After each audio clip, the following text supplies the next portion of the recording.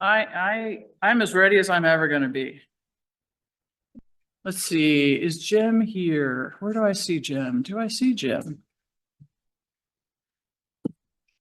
Jim Rhodes? Oh, Jim, I'm looking right past you. I think it's the hat. So we're going to start with our interview. So Jim, if you would come up to the microphone for us, please. And you are applying to be a representative on the Green Space Advisory Commission, as I understand it. That is correct. If you will just take a minute and tell us why you'd like to serve and what you think you might bring to the commission, we would then maybe have a question or two, or maybe not. Well, that sort of thing has long been an interest of mine. My career was as an environmental engineer. I worked for Missouri DNR for 20 years. I've also have an interest in nature, member of the Sierra Club. I've done a lot of stuff out in the wilderness and, and I have a native plant garden in my backyard. So nature and green space and parks has long been a very important thing to me. I've also taken a few courses in like urban planning and that sort of thing. So I have some idea about that. And I just thought I've gotten off a few other activities, and Clark, who is a friend of mine, mentioned that there might be some openings here. So I looked at the website to see, and I saw that there was an opening on the Green Space Committee. So I thought, why not apply for that? That's why I'm here. That's great. Thank you. Would you turn your microphone on? I don't know if you want to say that with the microphone. And I know John Hickey too. Maybe this is where we say we won't hold it against him. Any questions? Yes, I have a question. What's your favorite native plant? What's my favorite native plant? Boy, that's a really tough question, but Or your favorite plant in no. Do you have a native It's garden? I can tell you what's not my favorite plant, which is milkweed. But I mean, I like milkweed, but I have, you know what my favorite native plant is? It's called a rose turtlehead. And we have some of those in our garden. I have to say our garden, we live on Hollywood Place, which is right behind the easement of Union Pacific. So when we moved there 6 years ago, there was a space that's really their easement. And a lot of the neighbors just know it. And I thought, just the heck, I'll just grow some native plants here. So I planted that. So now it's pretty profuse.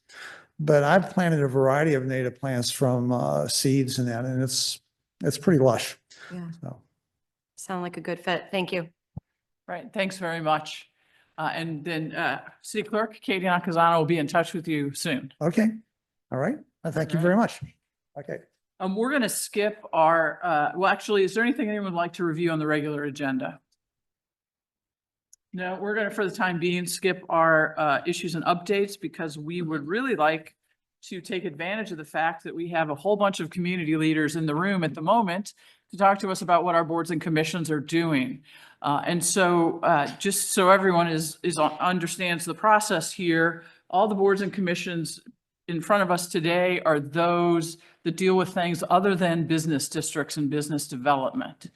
And so we will hear from each one of the chairs or someone who has been designated by the chairs. We're going to do this relatively quickly. Please keep in mind that we have all received your written reports. I'll speak for myself, and I've read every word of every one of them, and I think probably some of my colleagues have as well. So we're going to just have 9 minutes per each board or commission. Katie's going to keep time for us, and if you'll just give a short presentation and leave a few minutes for questions from us, if there are any, that would be great. Tonight's job is to hear from you, hear especially what you have planned for next year and what your budget request is. We will then discuss those budget requests in a May meeting. So right now, you're not going to get feedback from us necessarily unless you interpret something from a question you hear. But we will give you feedback from the council based on these reports and what we do in terms of the overall budget by the end of the fiscal year, which will be June. And that feedback will come in the form of comments from your council liaison, but also you'll get some written documentation from me as well as your council liaison to share with the rest of your board or commission. I think you all have the run of show here. Last year we went alphabetically. This year we're going reverse alphabetically, just in order to, not make someone be this last person here every year in a row. So we will start with Clark Hoteling from the Traffic Advisory Commission.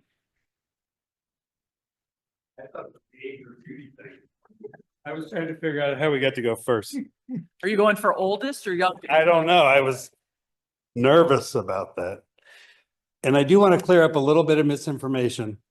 There is not a ballot initiative on Tuesday raising our pay from $0 to $0. We all do this as volunteers and we love it. And actually, that's the first thing I wanted to say was, I love my commission.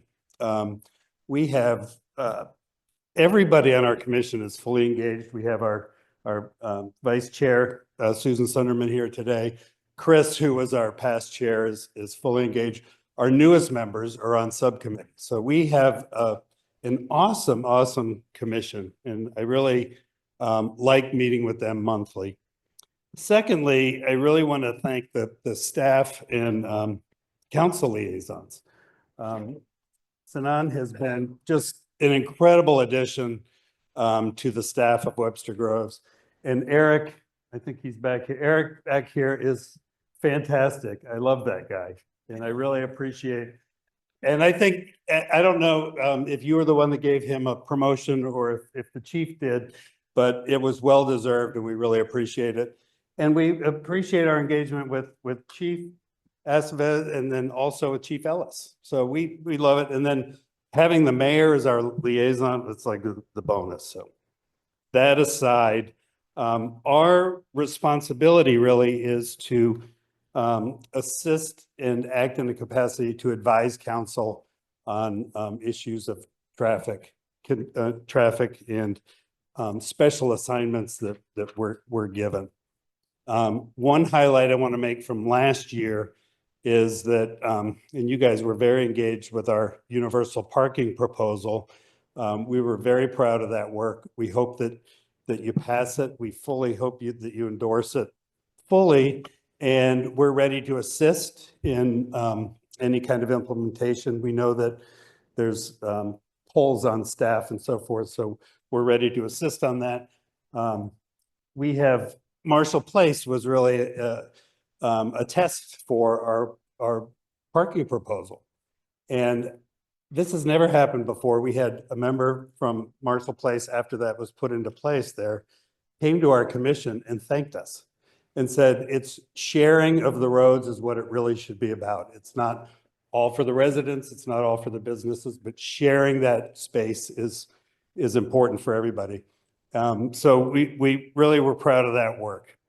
This year, our main goal is to assist the SS4A process. That's a very important grant that the city got. And one of our members, Eric Toman, is a liaison, is on that task force.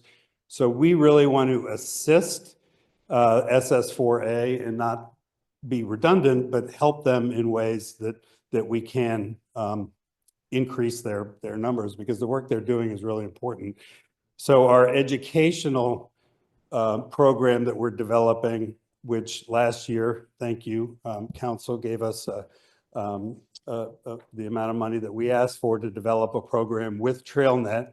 We have a subcommittee right now doing that, and we want to continue that and work in terms of community engagement and staff and city engagement as well on educational programs about complete streets and street safety. So that's our primary effort for the year.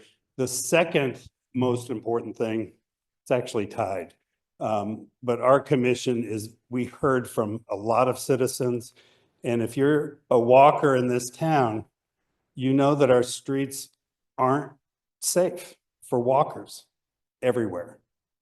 And we're really interested in developing, like our parking proposal, a crosswalk guidelines for the city in terms of safety for crosswalks, to really develop a white paper guide of how much it costs. And then hopefully the city can work on incrementally upgrading our crosswalks in our town over a period of time. It's not safe. I walked yesterday down to Walgreens, and luckily, that road is Elm is gonna get worked on, but it's dangerous. It is really, really dangerous. And it's scary.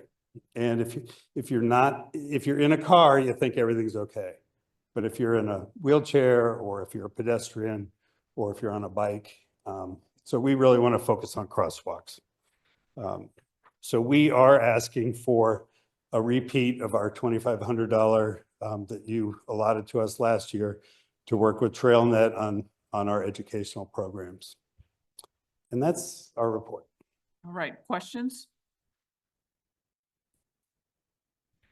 I do have one. You'd think I'd know because I'm. Did you miss the liaison. meeting? I- No, I- you I- don't. You well, come. I try not to. The 2,500, and this actually is because I was in the meeting. The 2,500 isn't to replace what hasn't been spent yet. The intention still is to do the FY 25 program. This is for a follow-up one after that. Correct. Okay. Correct. All right. Thank you. And can I ask a question? Please. And just because I haven't listened to all the meetings like Dr. Peoples does. Oh, my I God. know. What am I doing with my time? Really? Can you say a little bit about that TrailNet program?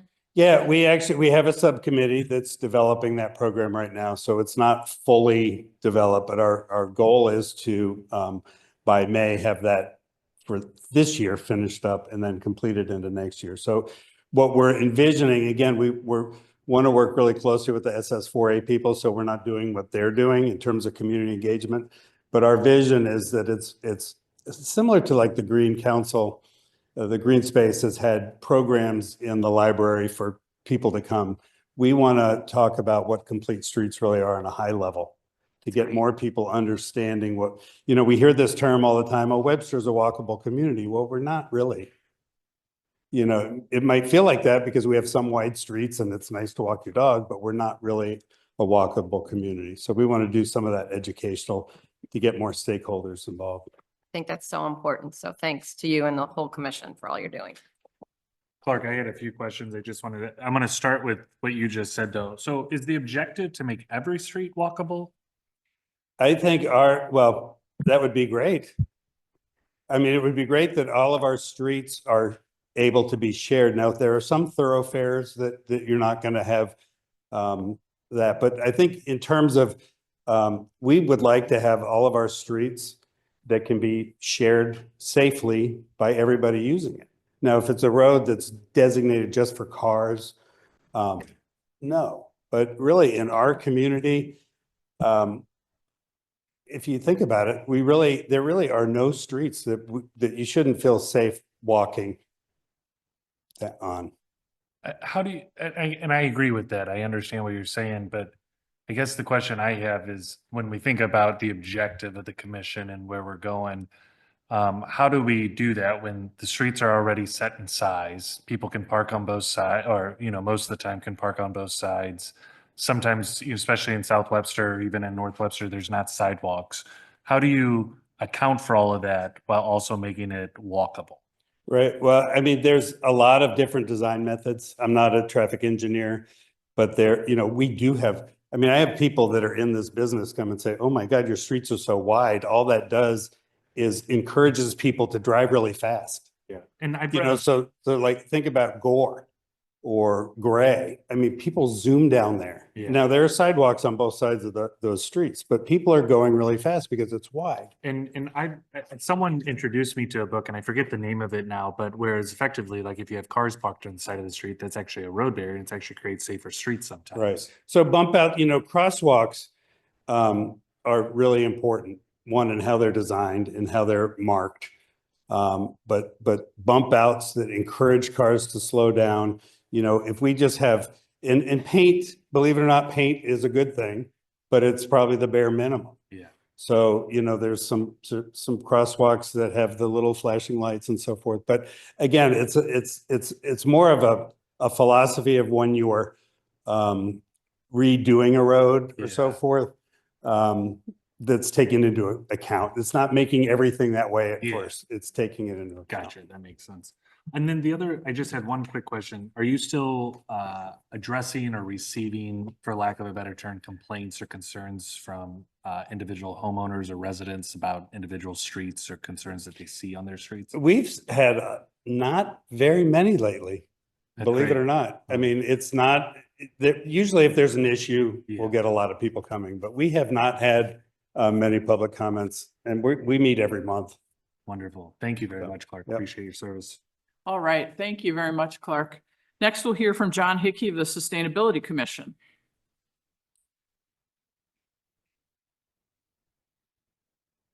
Hi, John. everybody. Thank you. And you want me to dive into it, or are you gonna start Yep. with questions? You can just give us hopefully a brief and update, and then we'll ask some questions. Okay, so I want to thank our chair, Jeff Tomich, who actually wrote this memo. So I get to present it, but he did the hard work on that. And it's very detailed. So I want to go up to the sort of the 30,000-foot level and look at the broad themes we've got. One of the things that we aim to do as a commission is come up with activities that a broad number of residents can participate in. Whether that's the pumpkin smash, whether that's learning how to correctly put stuff in the single stream bin versus the trash bin. Whether it's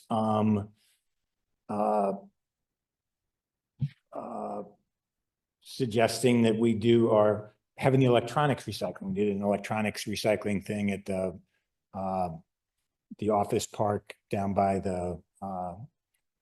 Lockwood. The holiday recycling, all those things. So we try and come up with low requirement ways that people can participate, do something that's good for the environment, but that is difficult for them to do for themselves. We're also looking to do some things that are bigger, and I think a good example of that is we've got an electric vehicle car show we're doing on Saturday, April 19th, where it's mostly just Webster Groves residents who've got an electric car or a hybrid electric car who are gonna go to park there at the parking lot next to City Hall and allow people to come and ask them questions, learn what do they think of the car? How does it work? How hard is it to find a charger? How complicated is it to transition from gasoline, et cetera. So, and I want to, on that, I want to thank the police department. They're letting us have access to the police bathrooms. Yay. And B, they're going to bring their electric Mustang, which I guess could be really cool. So thank you to them for their participation.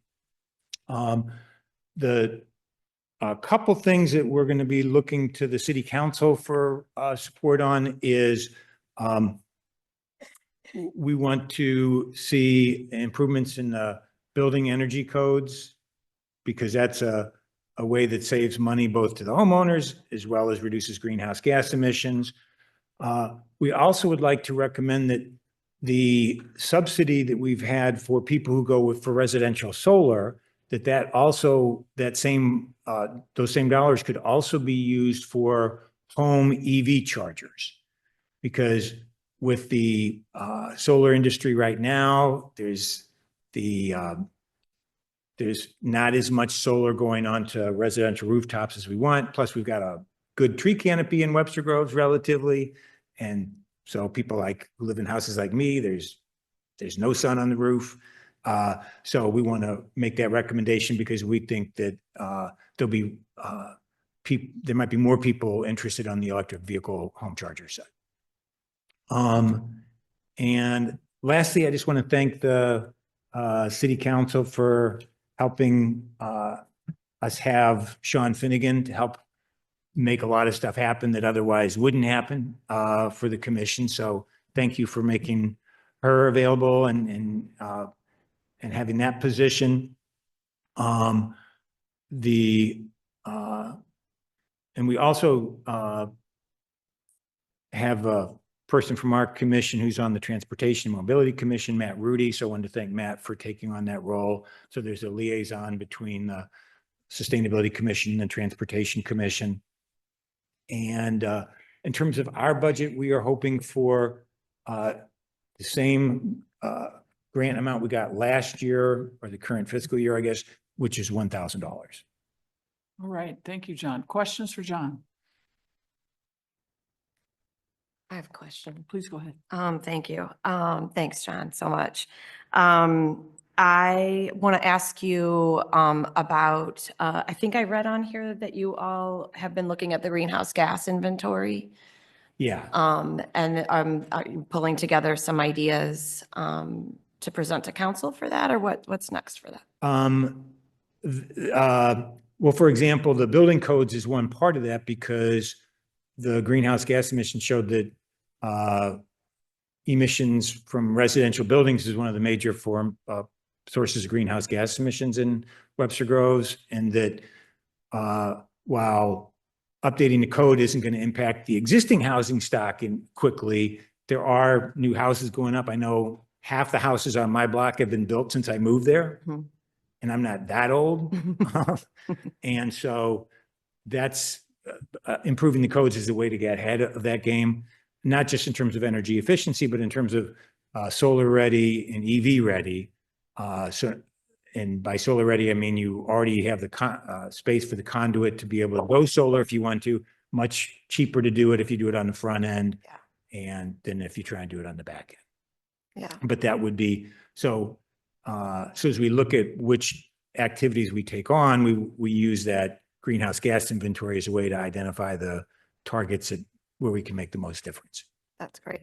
I think 14 houses with, that have taken advantage of the solar, grant is, considering the circumstances, the landscape of what we've been looking at financially over the last couple of years, I think that's great work. So thank you for that. And I also do want to just, note here that, Jeff Tomich is, no longer going to be chair in the next couple of months, I think, and he has served, I think, 3 terms. And he's just an incredible citizen. So I want to acknowledge Jeff's service as well. Thanks, John. Absolutely. Go ahead. Did you want to add something before? I was going to say one other thing, which is on the positive side of solar, if you go to Google Earth and you look at Webster Groves, you will be shocked how many of the commercial and nonprofits have solar on their roof. A number of Webster University buildings, Lighting Associates there on Brentwood Boulevard, the Trademark Wines, it goes on and on. So the private sector has really got it and is, but you don't know it just driving around. You don't know it unless you're overhead. So I did have one question. So it's been a few years now since we adopted Forever Webster Groves, which is our sustainability plan. And I know that the commission has turned over in terms of membership a fair amount since then. I'm curious to what degree you on the commission go back to that as kind of a governing document, in part because when we adopted it, we thought that would be sort of the blueprint of how we moved forward. And I'll be honest, I haven't looked at it closely in a couple of months. So I'm just curious what role that's been playing for the commission. It is something that we do look at, and I think the broad strokes of that plan are still what we're aiming for, but we're trying to get to sort of the more next level of granularity so we can Correct, say, yeah. okay, well, what does reducing emissions from residential buildings look like? What does it look to reduce emissions from commercial buildings, et cetera? And so we try and keep it up to date, but I think the majority of what we're doing now, you would find right in those pages. Great, thank you. I do have one question. I noticed on your chart that you want to do the rebates for the EV chargers and solar. I don't remember, did that come out of their budget or the city's budget, those rebates? We set aside money for that. We did. Okay. Yes. How successful was that program? I believe we had 15 people who took advantage of the solar rebate, 15 households in Webster. So it's as I understand it, it's for residential. So the commercial places I just mentioned would not have been part of that program, but that the rate of residential solar installation is just slower across the country for a variety of different reasons. And so that's why we're wanting to look at another way that we can get to the same goal of reducing greenhouse gas emissions in a way that gives local residents a way to be involved. And that the EV sector is something that is growing. Thank you. Right. Thank you, John. Really Okay, thank you. appreciate it. Next we'll have Lexi O'Brien from the Police Community Engagement Board. Hi, Hello. I want to start out by thanking also the opportunity to work with Vince and the police department has been really exhilarating for the PCEB. We have had over really the last couple of years, a lot of turnover in our board. We've been down a couple members many times, and we're at that point again, but I remain enthusiastic about our purpose and our ability to accomplish it. So, you know, we've really been focused on increasing engagement and educating and promoting public safety. And to that end, May 8th, we're supporting the police department in a community impact event that's organized by the police department, but we're going to be very actively engaged in promoting it in the community. I will be personally dragging people in to attend, and I think we're all committed to doing that. But another part of the PCEB ordinance and the reason that it was created is because we knew that we can't continue to be improving and be the best we can be unless we're hearing from everyone in our community. And we know that some people aren't going to bring up concerns or suggestions. And so actively listening to the community was one of our big charges, and that has been challenging. Now, recently, I feel like we've started to crack the code. Jill Magruder and I went to the high school and we worked with some teachers there, and we spoke to a junior government class, about 15 students. And it was a wonderful experience for me because I used to be a teacher. And so I really enjoyed being back in front of the classroom. It was kind of slow going. We gave them some pre-work. I gave them a couple survey questions and I asked them to use our online form on the PCEB website, which is anonymous. So I told them, you don't have to give your name. I want you to answer these two questions.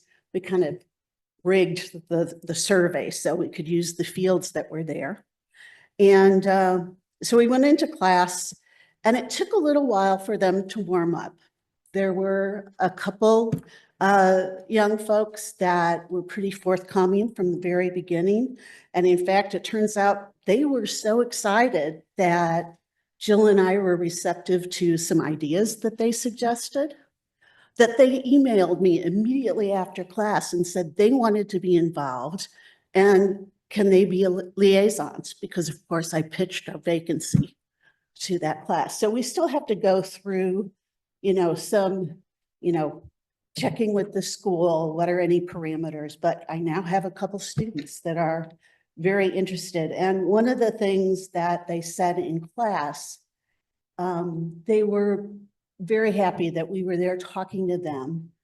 And they said, it starts with youth. And I was like, yes, I absolutely believe that. Knowing some of the young people, I know some of Laura's kids, other people's kids, and our young people are what are going to drive us forward and to be better and who have the vision and the initiative. So I'm very excited about that. But also in that class, not everybody was so forthcoming. One student hadn't spoken until the very end.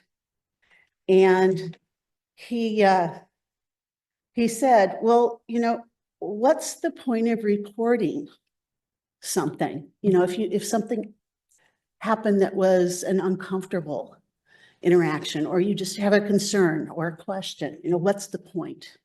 Basically, what's it going to change? And, a lot went through my mind then. Because even though the Police Community Engagement Board, we're focused on what happens in Webster Groves, our perceptions are colored by what happens outside of our community. And I think we all know that there's, good and bad, and some of it's pretty frightening. And some of it has cause for optimism too. So what I said was, your voices matter, things can change. I urge you, give us a chance to prove that to you. And so that's really kind of where I am now with the PCEB. I don't think having the town hall once a year where we just invite people to show up, and maybe they do. I think Vince's event has a lot better chance of getting people to show up with an agenda and particular topics. But to get people to give you feedback, you have to build trust. They have to know you. They have to know that you are going to listen, that you're not just going to push back, and that you've got thick enough skin that you aren't going to take it personally if they say something that's criticism, that we'll take it seriously. So that's where I see the PCEB really focusing that kind of work, is building more small communities. We're going to be doing that more in the high school.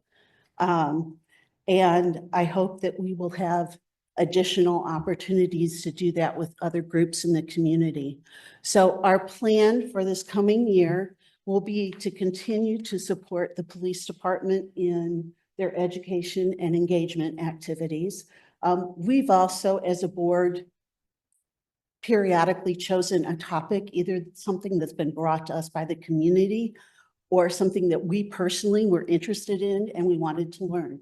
So one example is mental health was a topic that we've talked about in the past. And then school safety in the case of, if there's some kind of threat, what are the protocols?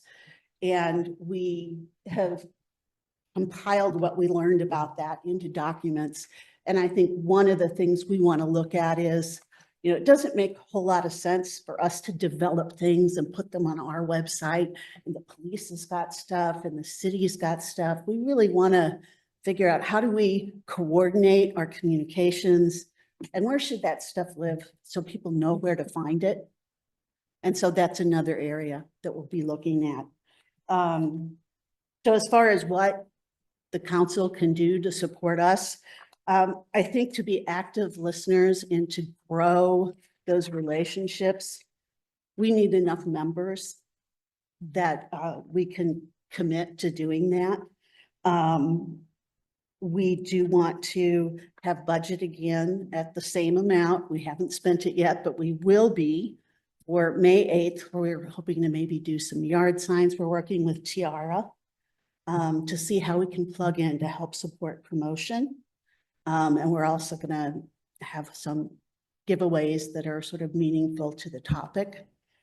So we're asking for $1,000 for next year, fairly modest. And I hope that we will have a very, significant proposal of here's how we're going to spend it for next year.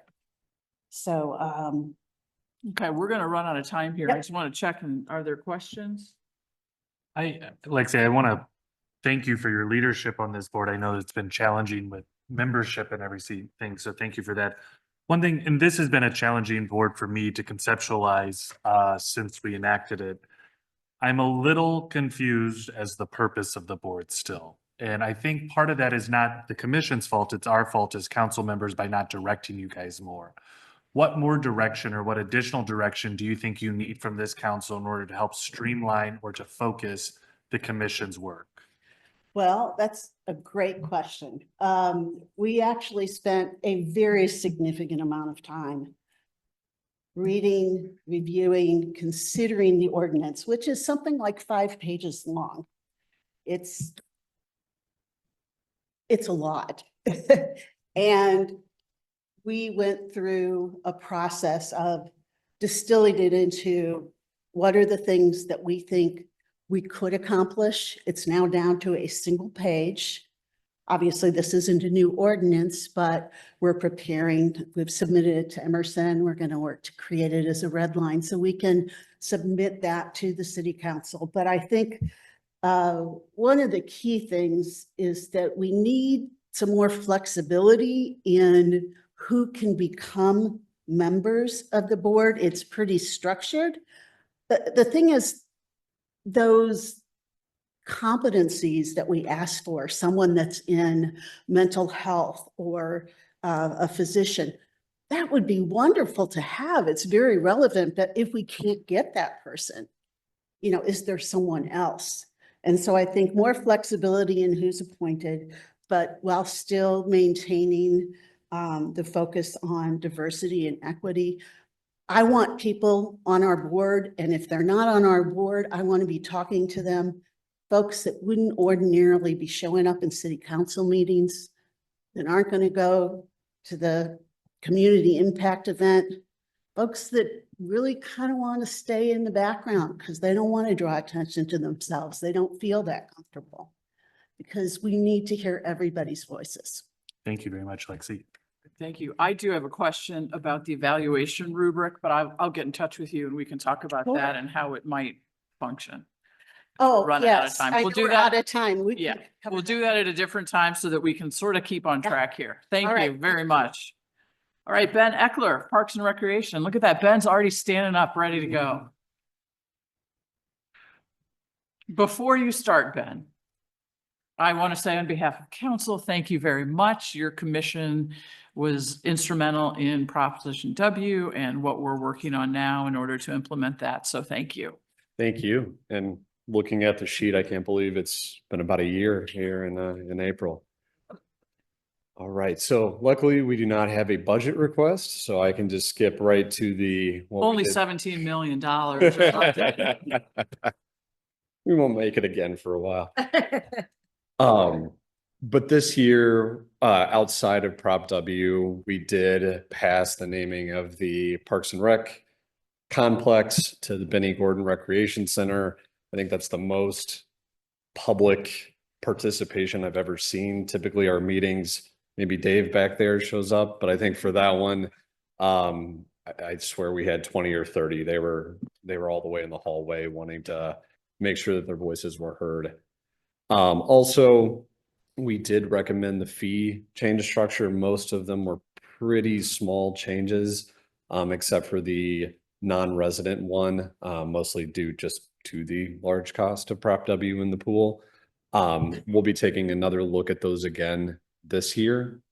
And then one that's not on the list, but our commission is very proud of in its small way, the broken water pump in Southwest Park. We've had a lot of residents and our neighbors complaining about that. So Scott helped us actually get the funding to fix that, and it is now working.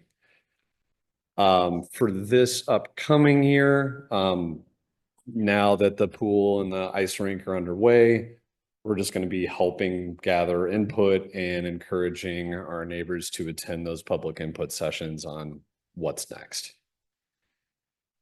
And I think I covered it all. Any questions? I just have one comment. Yesterday I had 3 high school skateboarders come to my office hours, which was great. And they are very interested. So I just want to put a plug in when we do go out for public input for the skate park, that we make sure we figure out how we're going to reach out to those skateboarder guys, because they are more excited than you can imagine. They thought I had candy in my office. I could give them stickers, but just telling them how good the park was going to be was enough. So Awesome. any questions for Ben? Look at you, Ben. We're going to let you off the hook really quickly here. Thank you, Ben. Thank you. All right, Angela Thompson for Historic Preservation Commission is next. Hi. Hello and good evening. I'm Angela with the Historic Preservation Commission. I'm going to just start with, I think, what we think of as our biggest success this year, which is Bethany Lutheran Church. We had that nominated as a city landmark.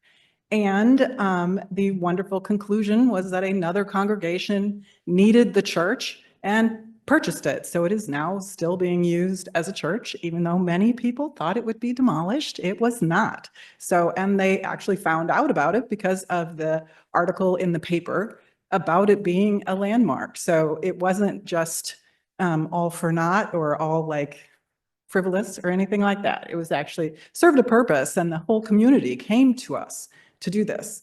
So this wasn't just us going out looking for a project. This was residents coming to the commission and asking us to do something, and we did something for them. So, felt like a big success to us. We also did really the same thing with 15 Marvin Court, which was another issue where the residents came to us and asked for this to be made into a landmark. So another success in our minds of what the city has done and us as a commission have helped to do. Of course, we also every year approve several demolitions, which is, as a board, we find that somewhat unfortunate. Typically, these are small homes that would be considered affordable or whatever kind of term you would like to use, but they, to me, make our community diverse.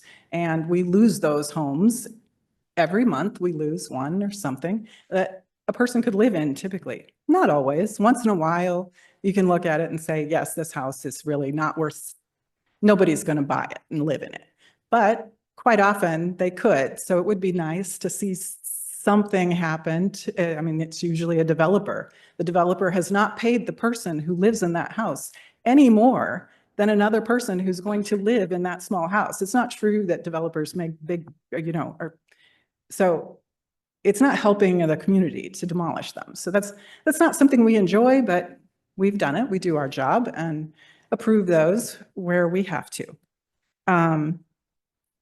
Let's see. The other thing that we have been working on this year includes work on Brentwood Avenue, 3185 Brentwood Avenue, where there's going to be a development there. And they have agreed to add some sort of commemorative information about the history of that area, which is really very interesting. So we would like to help with that. That would be part of so we're going to ask for $1,200 as a budget for our commission, and that would be part of that. Adding some sort of commemorative information, historical information to that development so that people know what went on there. It's really very interesting. So, and I think that's it. All right, questions? I did want to mention one thing. I don't know if your commission was made aware. Sam Dobson spent the fall with us as an intern. She's a graduate student in public policy at UMSL. She did a 20-year analysis of teardowns and infill housing. And so she is committed when her report is finished, which should be at the end of this semester, to give it to us. And you certainly are one of the commissions that should receive that for some review. So I just want to let you know that that's going to come to you at some point, hopefully in the next couple of months. Great. Yeah, we were made aware that that was out there. And so it'd be great to see it. Yeah, we were interested just to, what can you do? Or I don't know. I think maybe we all feel a little that way, but One of the things we heard about in updates from Councilmember Alexander about what you all were doing was a discussion of conservation districts. Am I right about that? Yes. Do I remember that correctly? I didn't see that on here. Does that mean that there was some conclusion to that discussion? Or are you waiting for the comprehensive plan?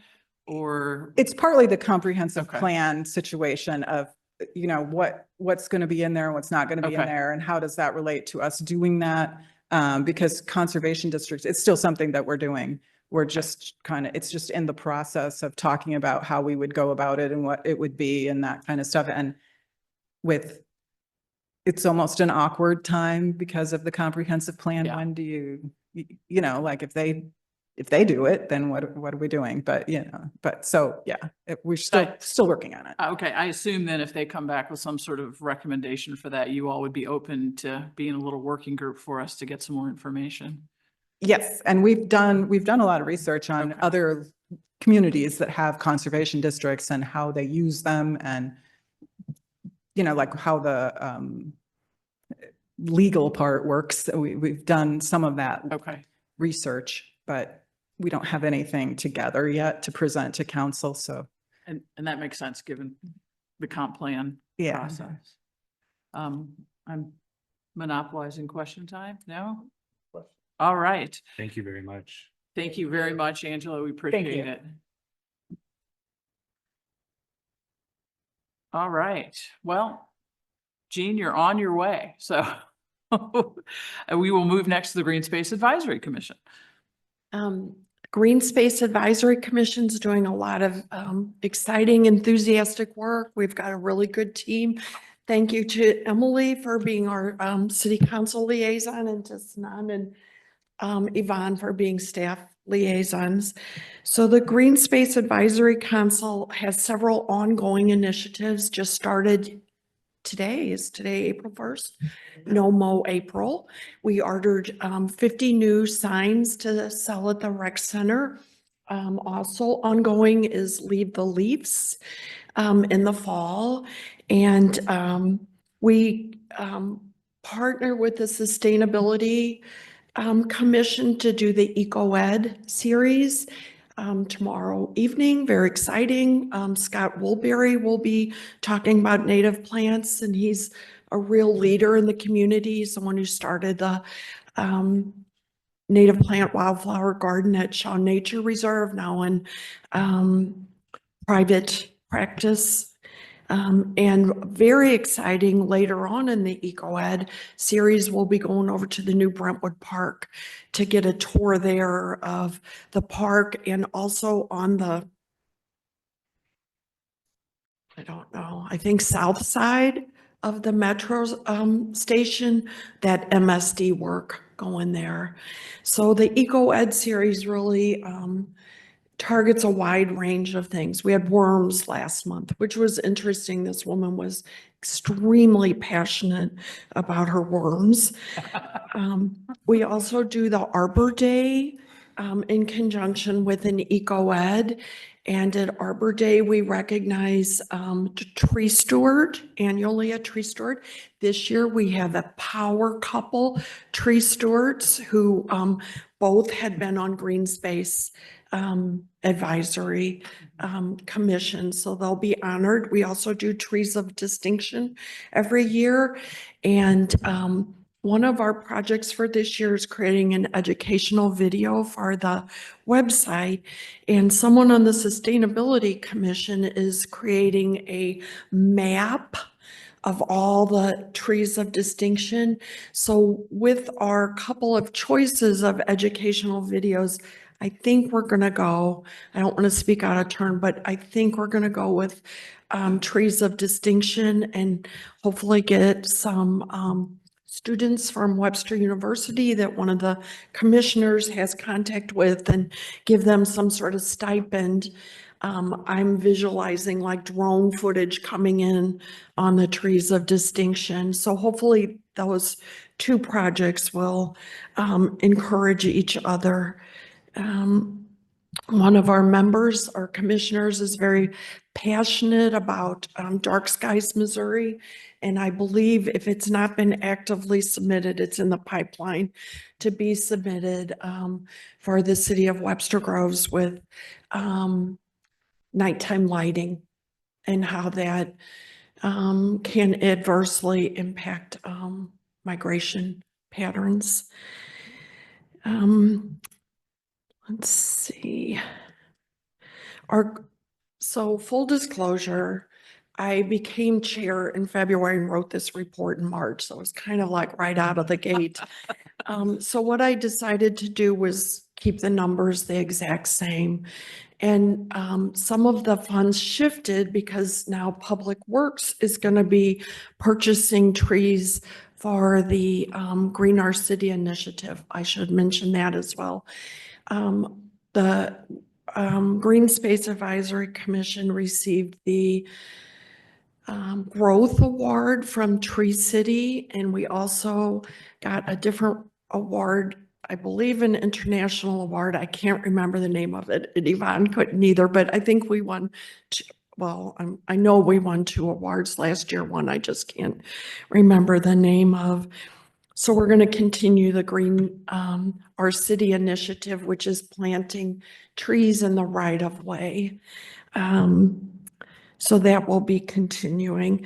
The new one is really the lighting ordinance pushing ahead and educational outreach. So since we're not purchasing the trees through the Green Space Commission and Public Works is purchasing them, I reallocated that $4,000 to educational outreach and native plants. And one of the things we're talking about is signage. So I can pass these around, different kinds of informational and educational signs. For instance, in-house, Public Works can do these plain green ones just to educate people that we are in a watershed. We are in the Deer Creek watershed. And then here's more elaborate signs, which it seems like they might cost somewhere between $5,000 and $8,000 a sign for the informational signs. So it could be a long-term project, like doing one sign a year. So even though I moved some funds, the grand total is the same, and we're requesting $9,925. So lots of things happening. It's a pretty enthusiastic, committed group.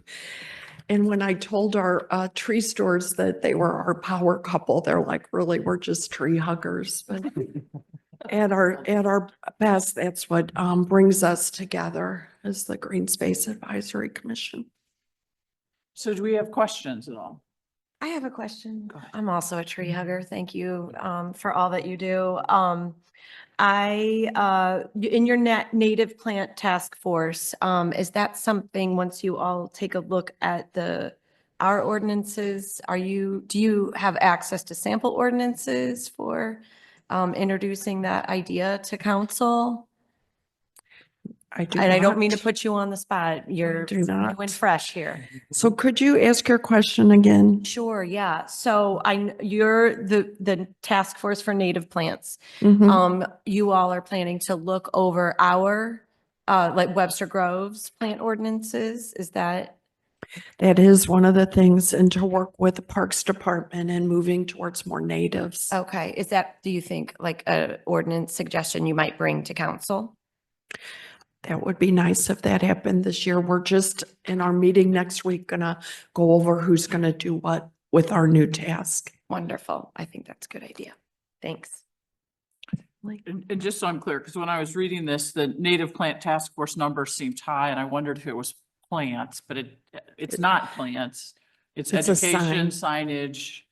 Okay, that's great. Because, one of the great things, and obviously Yvonne will be on top of this, is that part of Prop W also has a native plant initiative.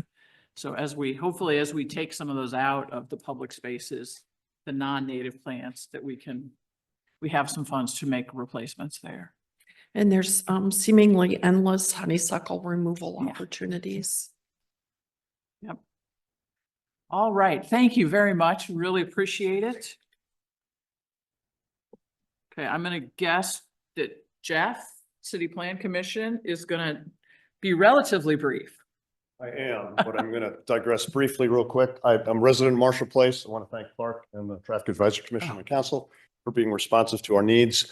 I will say that parking on both sides of the street was so effective at traffic calming, it almost brought it to a standstill. But part of the reason for the request was emergency vehicles getting up and down the street. And I will use my platform here to just mention that we would benefit from some police enforcement. It's gotten a little lax as it's gotten as we've gone on, but very effective for the most part. So thank you. So That right? Calling one out. Jeff Smith, Chair of the Plan Commission. Looking forward to working with Joel and Elliot, new staff this coming year. We've got a really good mix of folks, a lot of diverse perspectives and backgrounds. Probably the most diverse I've been privy to in my many years on the commission, but we always seem to come to a consensus. So I think it's a good group. We're able to look at things from all sides. Couple things, big projects from last year, considering of the KVC development and Lakota Group comprehensive plan. Typically, if you don't know, I mean, we review projects for land use, code changes and conditional use. I don't have hard data, but I would say that probably 2/3 of what we do is conditional use permits over the years. So we have no funding request, so, and we wouldn't know what to do with it if you gave us money.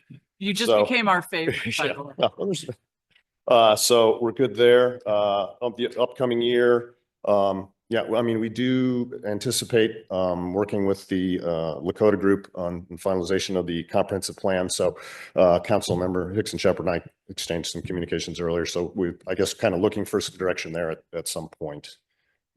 I brought in Dr. Peoples for help with that. Okay. Happy to help. So we have officially received our first draft of the final plan. And the Lakota group has built in several dates, and that is hot off the press. They've built in several dates. They're planning on bringing those revisions back to the steering committee probably towards the end of May, and then incorporating the steering committee comments along with city staff comments and coming with that further finalized draft, if you will, the final draft, and sharing it with the Plan Commission in the, I think, June 2nd meeting. Okay, great. Looking forward to it. Yeah. Okay, thanks. And then one other, item in the report there was engaging on reviewing accessory dwelling unit regulations once that plan is completed. So that's all I've got. Right, Questions? questions? A couple things. One is absolutely when the comprehensive plan comes, I think all of council expects Plan Commission because of, the expertise that you all have to dig in hard for us and really make some recommendations. So thank you in advance for your attention to that. But also, I know it's been with important projects going on and changes in staff, and frankly, you've had some packed houses and some people who were both very kind and maybe less kind. And I just want to say thank you to you, and if you will share with the commission our thanks for weathering that and providing good feedback and solid recommendations in that time. We're really grateful. Okay, appreciate it. We'll do. Okay, thanks all. All right, we move on now to the Arts Commission. Janice Seeley.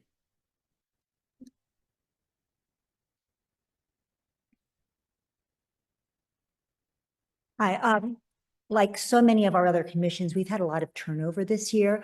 I'm really thrilled with the skill level and the set of folks we have on board now, most of whom are pretty new. And I really want to thank Chief Ellis for taking us on. And we're excited about what the coming year will bring. Past year, probably the biggest thing was the renaming of the sculpture park, getting that through. We're very excited about that project. Also, presenting to the Lakota group how we are hoping that the arts will be incorporated into the comprehensive plan. And we really hope that when that is presented, that the Arts Commission can be brought into that as well, so we can see where and how art can be brought into the plan there. Additionally, this past year, we co-sponsored some events helping to give some funding to Webster Arts, to Burr Oak. So, and we want to continue to do that. But when you look at what our charge is and our mission, the function is to acquire, maintain, and display works of art at sites within the boundaries of the city is one of our primary functions. But it's also to promote and support the arts and participation in the arts for the benefit of community, encouraging and maintaining connections with organizations within the city that provide programs and activities in the arts. And one thing that we really want to focus on next year is establishing more and better connections with city groups. So if you look at our plan, one thing that we want to do is start to have some different roundtable discussions with our business districts, with different art organizations, with different arts, individual artists, with musicians, with galleries, to find out what sort of support they want the city to provide and how we can collaborate together so that in total we can be more than our parts. When you look at the destination journey to Webster Groves, the arts were such an important element to the city. I know when I first moved here, I used to tell people I've lived in the mythical town of Webster Groves. Don't know what it is, but there's this extra community feeling, a very creative feeling, and we want to continue with it because it's one of the many things that makes our city special. And within that, we want to expand one thing that people want to do is expand the calendar of events. We want to continue to support the events, have money to support the events that we have supported in the past. We want to add a little bit of money in so that we can hold some of these roundtable discussions and be able to do them properly. One thing we have put in, which is a large budget item, is $20,000 for the installation of another piece of art, which we haven't had for a while.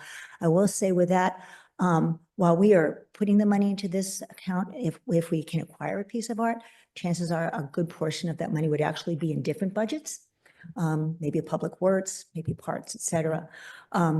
But we would like to make that a goal to really bring something in again and really keep that going. We'd like to work with a comprehensive plan to see where that can best be placed. And additionally, just making sure that as the comprehensive plan goes forward, that where it's possible, we can make signs more artistic and maybe with the same amount of money, but hiring some of the artists that are in town, but making it more and really making Webster that much more special or continuing what's special about it. So our total budget this year, including, again, $20,000 to our installation of a piece of art, is our total budget is 26.5 for the coming year.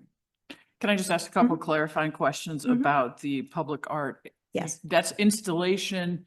The expectation would be that the actual piece of art would be on loan. Would be on loan or funded. And I will say, and we spoke about this this morning with Councilman Franklin, we want to try to figure out how to do, figure out a plan that we can do more public-private funding and work on that. For instance, we've been talking about replacing our banners, which are faded for quite a while. And finally, somebody in the community generously said, I'll pay for it. So we need to figure out how to do that better, make it easier for people.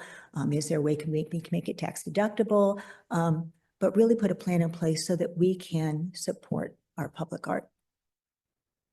And one thing I will say about just making even things like signage more fun, just with we'll be coming to you in a couple of weeks with a proposal for signage for the sculpture park. And it is lovely because we're able to go to an artist as opposed to just a regular sign company. I have a question. Go Regarding the sculpture park celebration, when that naming celebration happens, I already mentioned this to my colleague here, but I would love to kind of touch base with you all, like with my sustainability heart, to try to make it as sustainable as possible, as like waste free. And luckily we have an expert on staff who also knows all these tips and tricks. So I'd be happy to That would be step in wonderful. there. Additionally, I think it was Jan Shapiro last year who presented to the council, is that right? And she spoke of a larger variety of art types of efforts here in Webster, theater productions and, murals and things like that. So is that an ongoing conversation with the Well, and that's commission? one reason that we want to have the roundtable discussions, Mhm. pull in all the arts groups, pull in the business groups and find out what they want to do and how we can help support that. Great. So, Thank you. Janice, one of the things that isn't in here or in other boards and commissions, and we have had it as a discussion before council, and that is the idea of a community foundation. I know that Councilmember Bliss has talked about it. And so I just want to say, in terms of my radar, we've got a lot of things going on, but I think that has to remain on the radar as a possible vehicle for funding some arts programming as well as entities, but also other kinds of things in the city that we might want to definitely pursue, including historic preservation, housing, and things like that. I think it's definitely important. I mean, the arts, it's not just a quality of life thing, but it helps the business districts, it helps the restaurants, et cetera. And I think it's important. And if we all work together, hopefully people's hearts will give to different things within the city to make the total city a better place to live. So, All right, anything else? Anything else? All right, thank Thank you. you. All right, Bob Buckman, you've been waiting patiently. Thank you for doing so. And that is for the Architectural Review Board. And you probably came thinking you were going to get to be first again. No, I'm happy. I didn't have to go first. It was nice to listen to everyone else. But I appreciate everyone's time tonight. Architectural Review Board, we have all the same members that we had the year before. So I know Jamie, it's been our council liaison, and Jim Bailey to Bell, our newer. But I would say that the new staff has done an excellent job. Our board continues to do what it has, which is review structures, new and additions for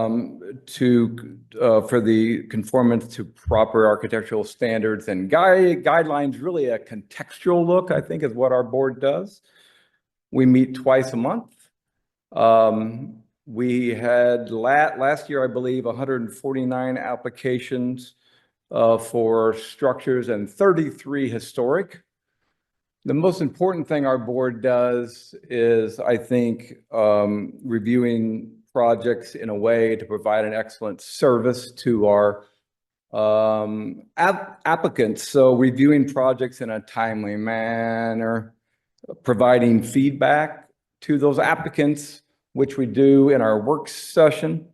And then I think what this board has always done really well with the members we have as working with the applicants as well, to make sure that they achieve their goals. So I think I just want to point out, I think that a lot of our board members work hard. They're very thorough with their reviews. So not only looking at design aspects in the context, but also code issues that we might see, because we're all trained professionals, and sustainable design practices as well. We have an opportunity to point those out, to keep the goal of cultivating diverse housing and building design in the city of Webster Groves. I think that is something that our board strives to do. We have no funding or budget requests. We're all, I think I speak for all of my fellow board members, happy to do what we're doing. Most of our members, I would say all of them, ask relevant questions, are professional, courteous, and very friendly. So I think that makes a difference, especially when you're dealing with someone that's come, to discuss their home or their addition to their home, and this is their dream. So with that, I'll ask if there's any questions. I just we were discussing this at our last meeting, and my understanding is you have been on this commission now for 8 years and meeting twice a month for 8 years. And so I just want to thank you for your service. You're unique in that regard. So thank you. Appreciate it. Thank you.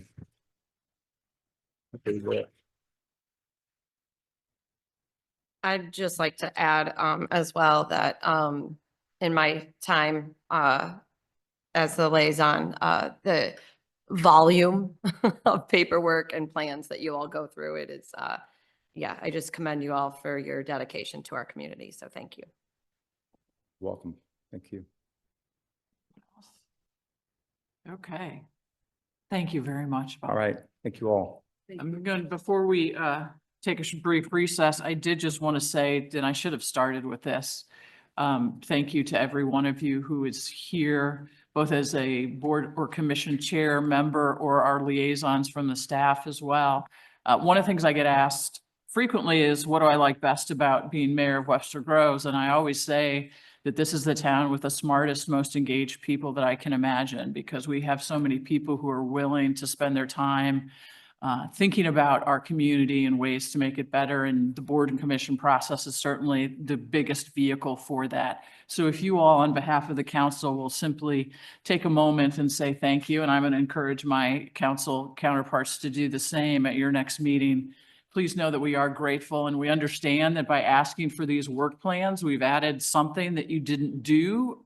Last year was the first year, I believe. But I think it's really helpful for us then to understand what you're doing and do better at providing some guidance for you. So again, thank you very much. And I think we'll let all of you, we're going to pause a minute. If you all would like to go ahead and go, you're welcome to do so. County, yeah, we'll give you a round of applause. Council, we have a couple of minutes and we can have a recess, as well as we didn't do issues or updates. So why don't we go ahead if people have updates right now? I'm going to ask you all to do this quietly because we're going to keep working a little bit. Go ahead. Do you have any updates? Yes, I just want to acknowledge the hard work. Hold on a second. Yeah. If you, we're going to continue meeting. So those of you who have conversations, if you wouldn't mind taking them outside, that would be great. I just wanted to give you all a chance to move on if you wanted to. Thank you. All right, Jamie. Thanks. I just want to acknowledge the hard work of Fran and Deputy City Manager Renee in getting the Business Development Commission organized through our budget process, which has been a little bit bumpier than we thought. So the work is done and they're ready for our next meeting. So I just want to acknowledge the hard work done also by Chairperson Boehm and the Vice Chair Julia. And Laura and I, the mayor and I, took a road trip last week to Jeff City. And it was fantastic. Learned a lot of information, got to talk to our representative, got to go on the floor, and Representative Dahl even acknowledged us on the floor, which was super nerdy fun for me. So that's all I have. The only thing with the Arts Commission met this morning, and as you heard, they're finalizing some plans for the sculpture park, which will come to council, I think, before final approval. They have about the redesign, or the additions, I should say, is going to be about $16,000. They have about $8,000. That's with their leftover budget from last year. Plus, then we discovered there's $1,300 in that art fund that has just been sitting there. So they are going to try to get some outside money, but they might be coming to us for that additional, $4,000 or $5,000 in order to finalize the sculpture park. I have no updates. No updates, Mayor. No updates. Yeah. I do have an update. Oh, on Thursday of last week, I met with Ed Dowd, who represents Schnucks. We had about an hour and a half meeting here in the Gordon Room. We talked about getting a written commitment from Schnucks regarding the remediations of the problems at the East Jackson lot. We also suggested to them that we had from George Stock information about what repairs might address the problem. We had a range of costs that we presented to them. Sinan put together a nice letter outlining all of those things. And we said to Schnucks, we're more than happy to use your builders if you have builders that would do this, particularly regarding water remediation, because things have changed so dramatically over the many years.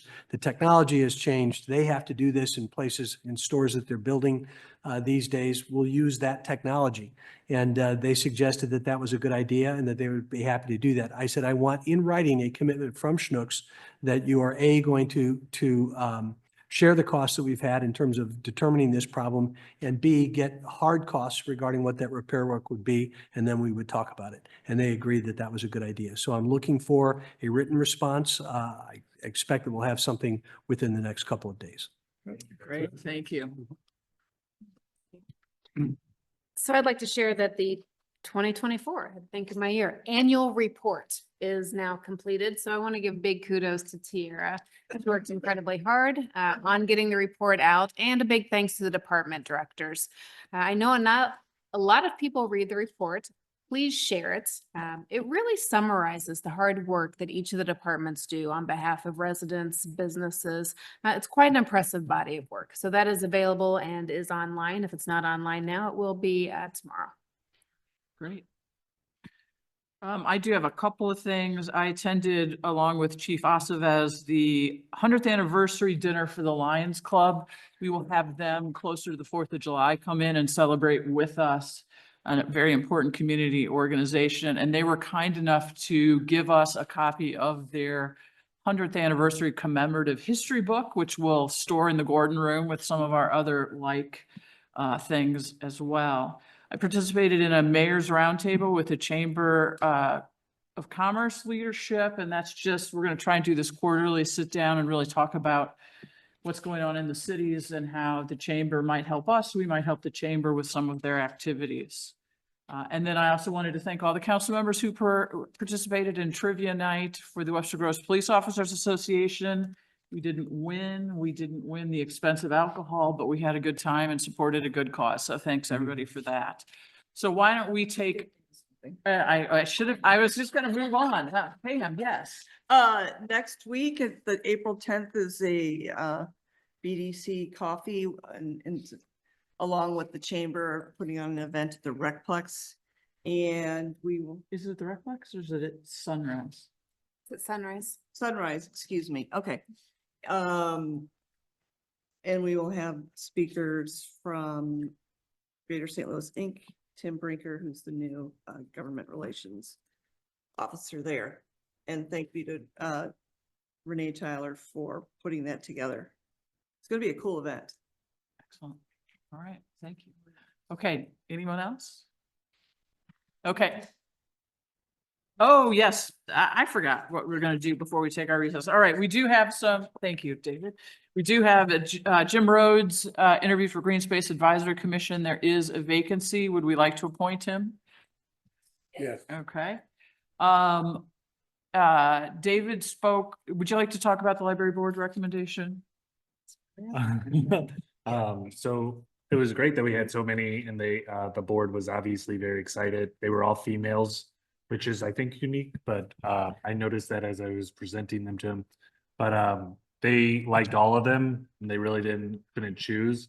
We thought collectively that having Leanne Coates and her Bethesda connections could help us get us into seniors, and introducing the library or bringing the library back to them would be helpful. And it's something that's missing on the board, so that's the recommendation. All right, are we comfortable with that recommendation? Yep. All right, so we'll appoint Leanne Coates. And then Katie, you'll follow up with our 4 other, and I assume ask them if they have others that they're interested in, Sure. please, since we do have some of those openings. Yes. We do, just so people know, have a Board of Adjustment vacancy and Police Community Engagement Board vacancies, as well as Traffic Advisory Commission alternate member vacancy. And plan to right now. I think we have the one plan vacancy now too. I think we made the appointment last. Oh, did we just appoint that one? I think we did. Oh, okay, Yeah. that's fast. Yeah. We will have a Board of Adjustment one to consider shortly as well, a vacancy. Okay, so we'll make the Coates and Rhodes formal endorsements in our regular meeting. So now are we good? All right, let's take 5 minutes. We're going to start right on time at 7:30 because we have a great acknowledgement and then also 2 public hearings. So it's a busy night. We're on time. So let's keep going on time.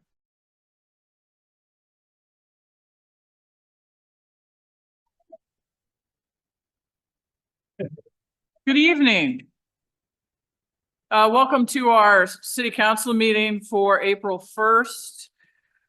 We're happy to have you all with us. We have some public hearings, we have a celebration, and lots of work to do. So just remind you, or if you have been with us before, if you have not, if you'd like to make a public comment, either during one of the 2 public hearings or just at our general moment for community input, you can fill out a speaker's card, which is located over there on the table.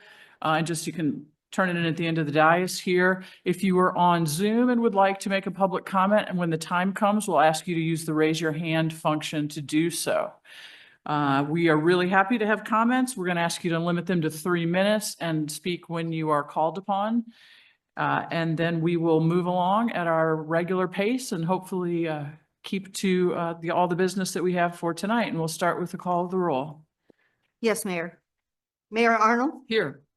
Councilmember Bliss. Here. Councilmember Franklin. Here. Councilmember Smith. Here. Councilmember Alexander is absent. Councilmember Hickson Shepherd. Here. Councilmember Hatzelmeyer. Here. All right, we're going to start by honoring Battalion Chief George Sullivan. And so if we could have, where is there we go. I was trying to find you out there. I didn't come on down. And yes, Chief, you need to be down here with you. Oh, you gotta know the drill, I just can't miss.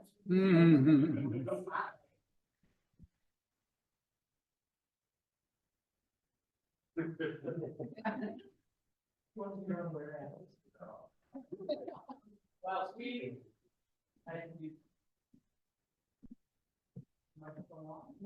Want this one to work?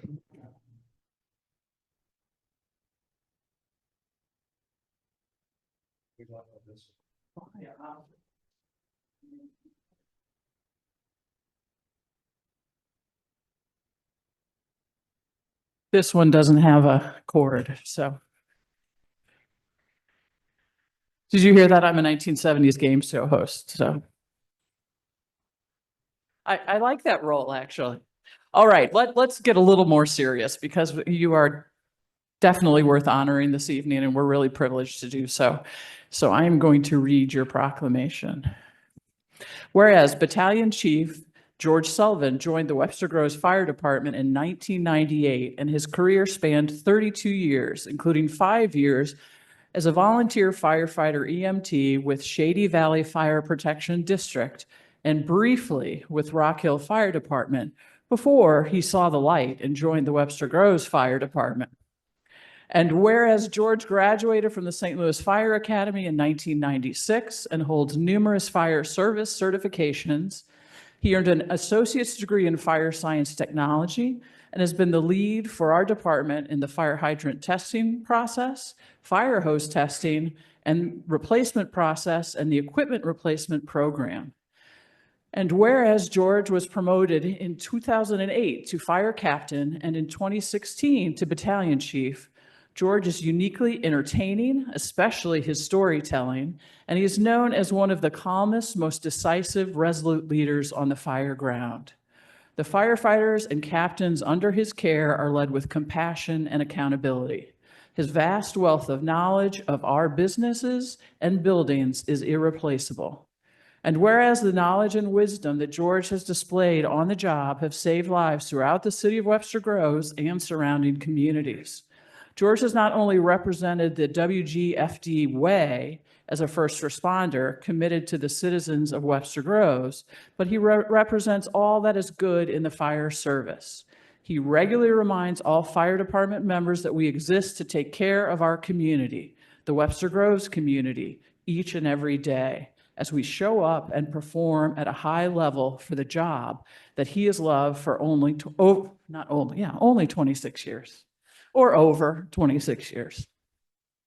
Now, therefore, I, Laura Arnold, Mayor of the City of Webster Groves, on behalf of the entire City Council, wish to thank and honor Battalion Chief George Sullivan for his years of exemplary service and for making our community a much safer place, and do hereby proclaim Friday, April 4th, 2025, as George Sullivan Day in the City of Webster Groves.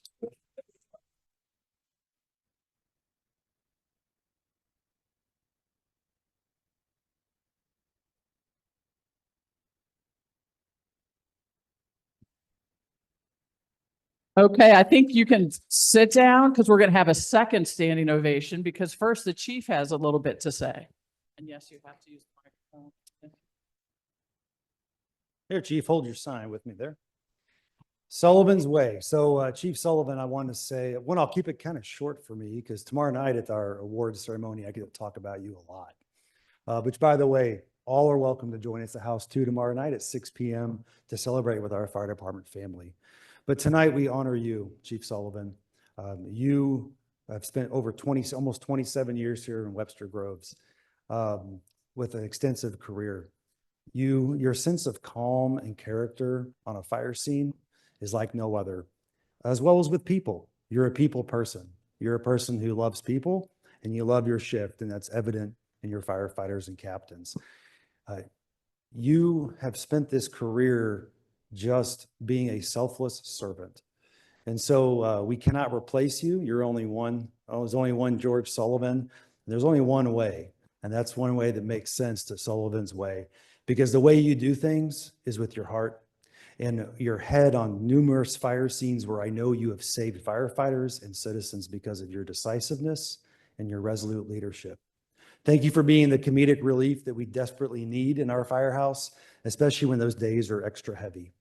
So thank you for being you. I'm going to talk a lot about you tomorrow night, so I got to save some for them for tomorrow night. But I just want to say from the bottom of my heart, the top of my head, thank you for being one of my chiefs. Thank you for taking care of your shift, and thank you for serving wholeheartedly for over almost 27 years as citizens of Webster Groves. You have made it abundantly clear who we exist for, no matter what conditions we are in, that we are here to take care of our community. So thank you for planting that seed and building a foundation for this exciting, amazing fire department that we have. You have helped build this, so thank you for being you. The Sullivan's way is still going to be part of our way. Congratulations.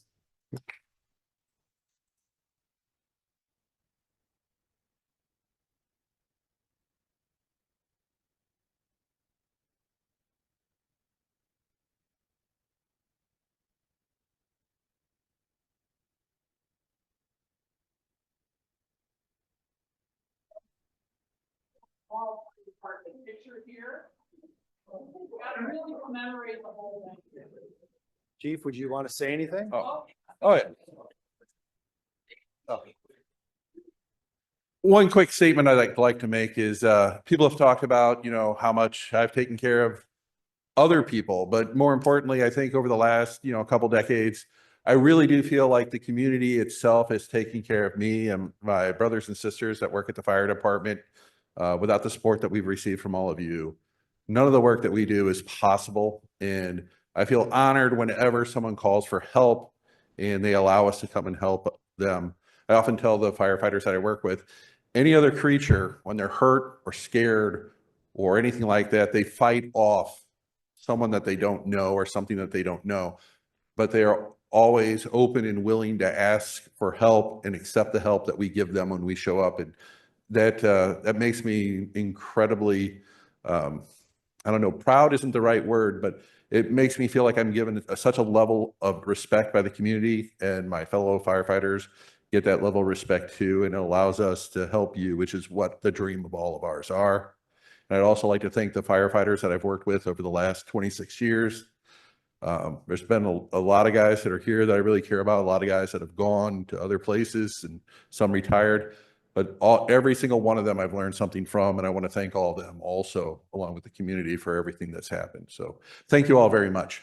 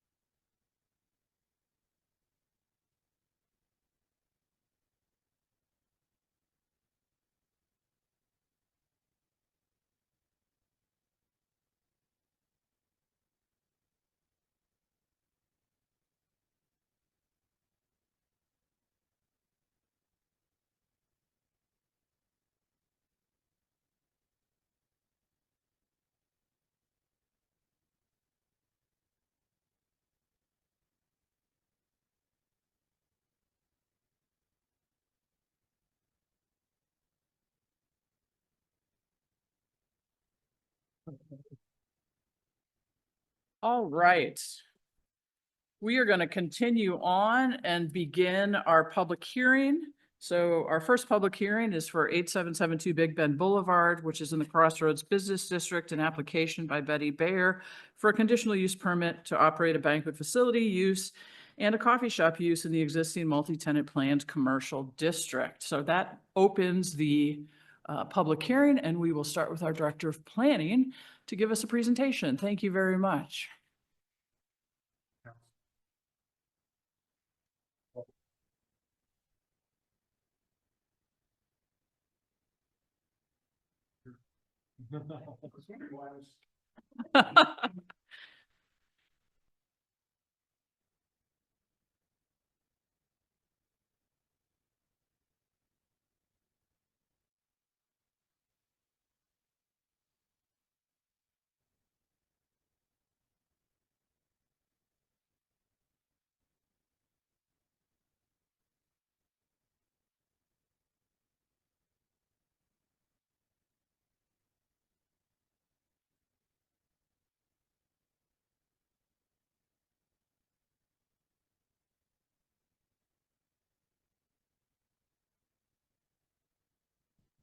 Oh. Okay, my voice is normally so loud, I just didn't assume it was. Okay, so what it is a request to get a CUP to have a bookstore with a coffee shop and event space.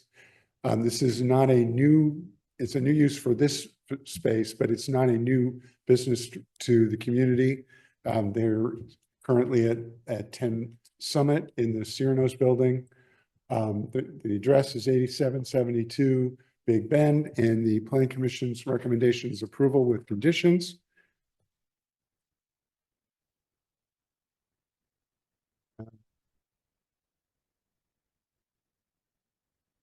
So and I'm going to go through this very quickly, and we've changed the format of the presentations a little bit, and if this works, we'll just keep with it, and if not, we'll make changes.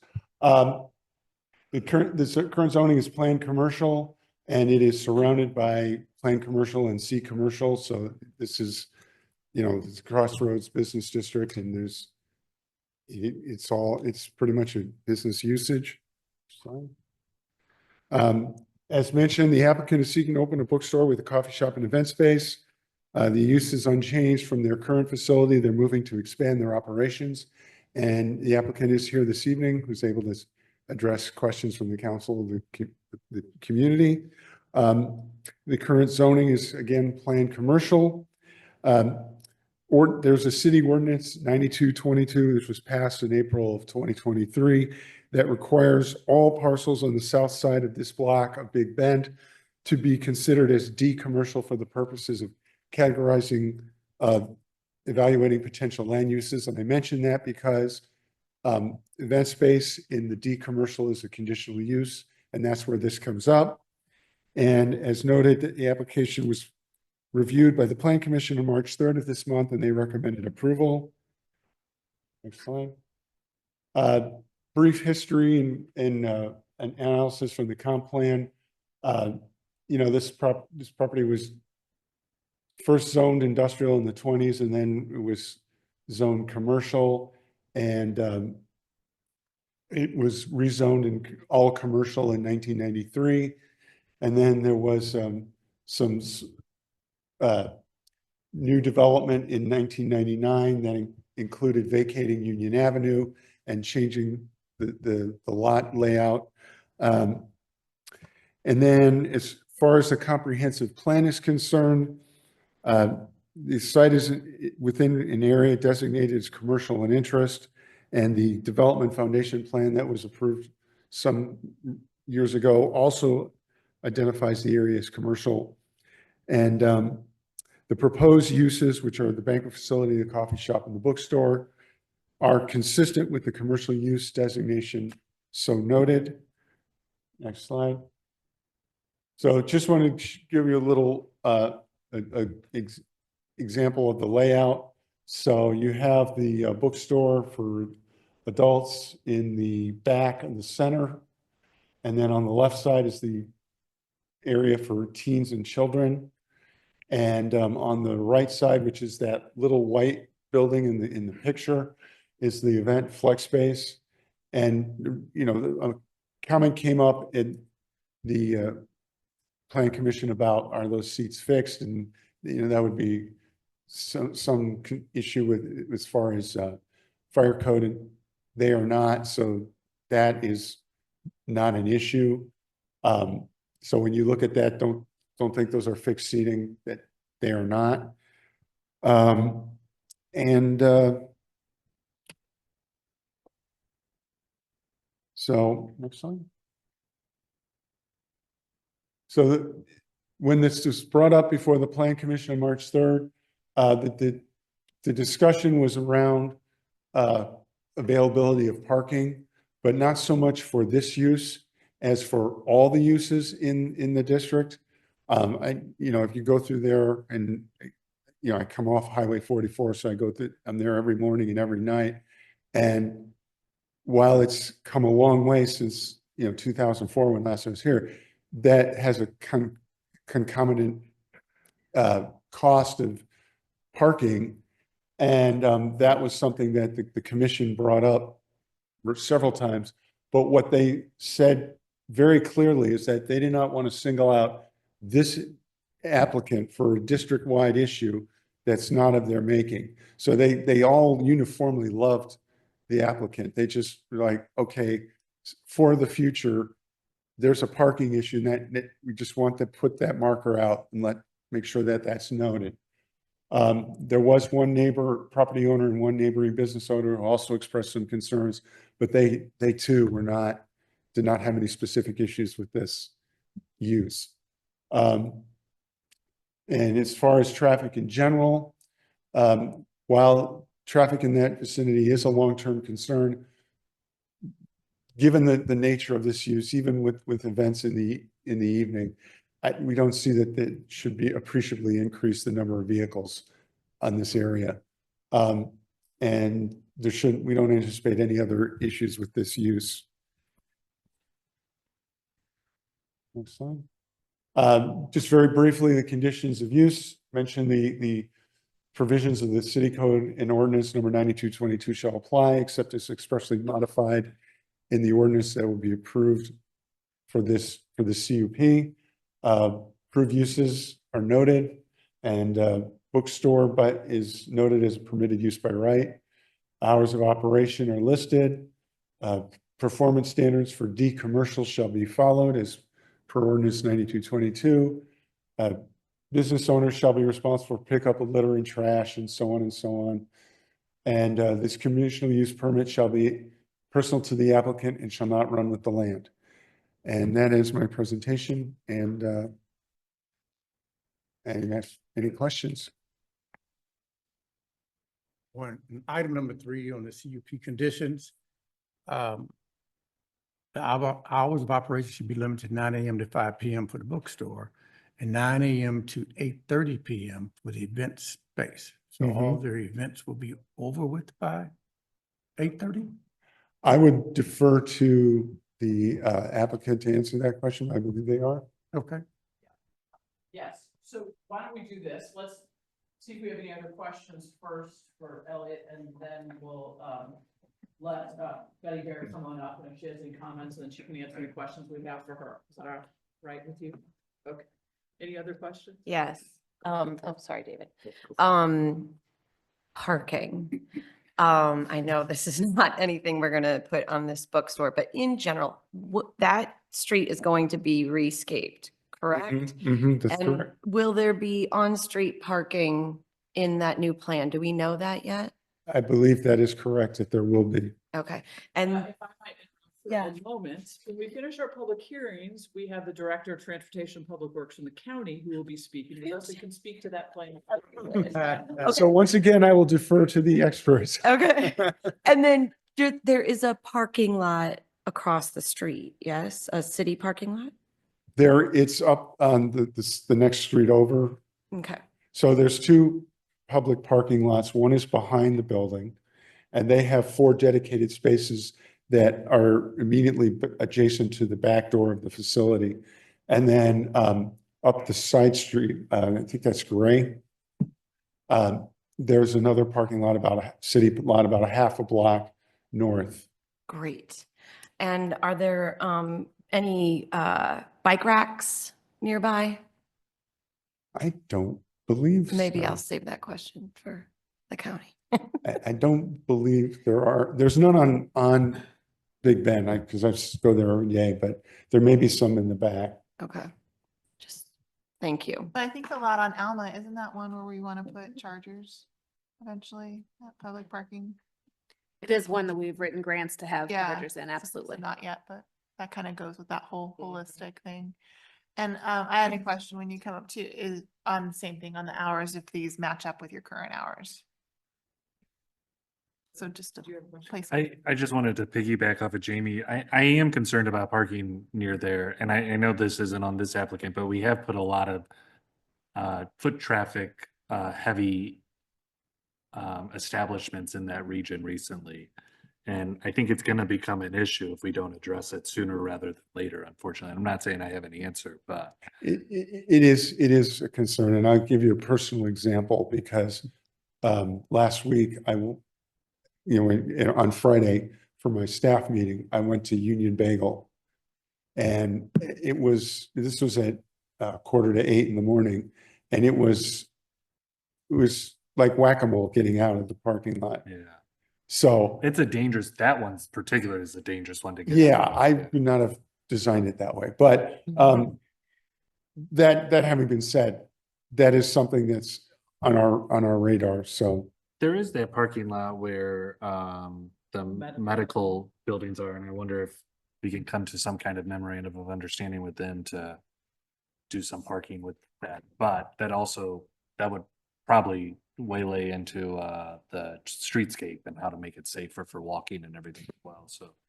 And I just want to quickly clarify, I'm not concerned about parking. I want to encourage all my friends and neighbors who live in a walkable city like Webster to walk. Thank you. All right, any other questions? Right, thank you very much. Appreciate it. Betty, if you want to come on up.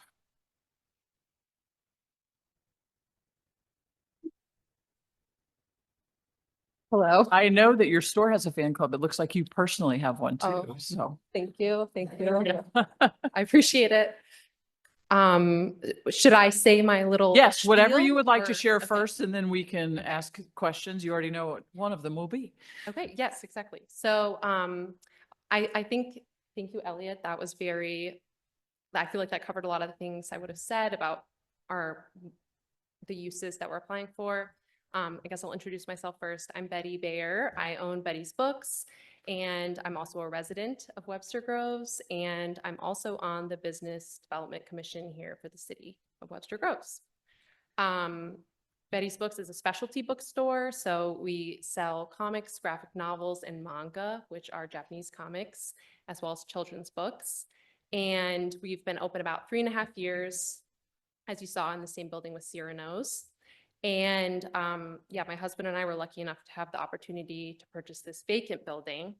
So I do think that comes into some of the parking issues as well, as this is a vacant building. So no matter what was going in here, it's going to add parking, sorry.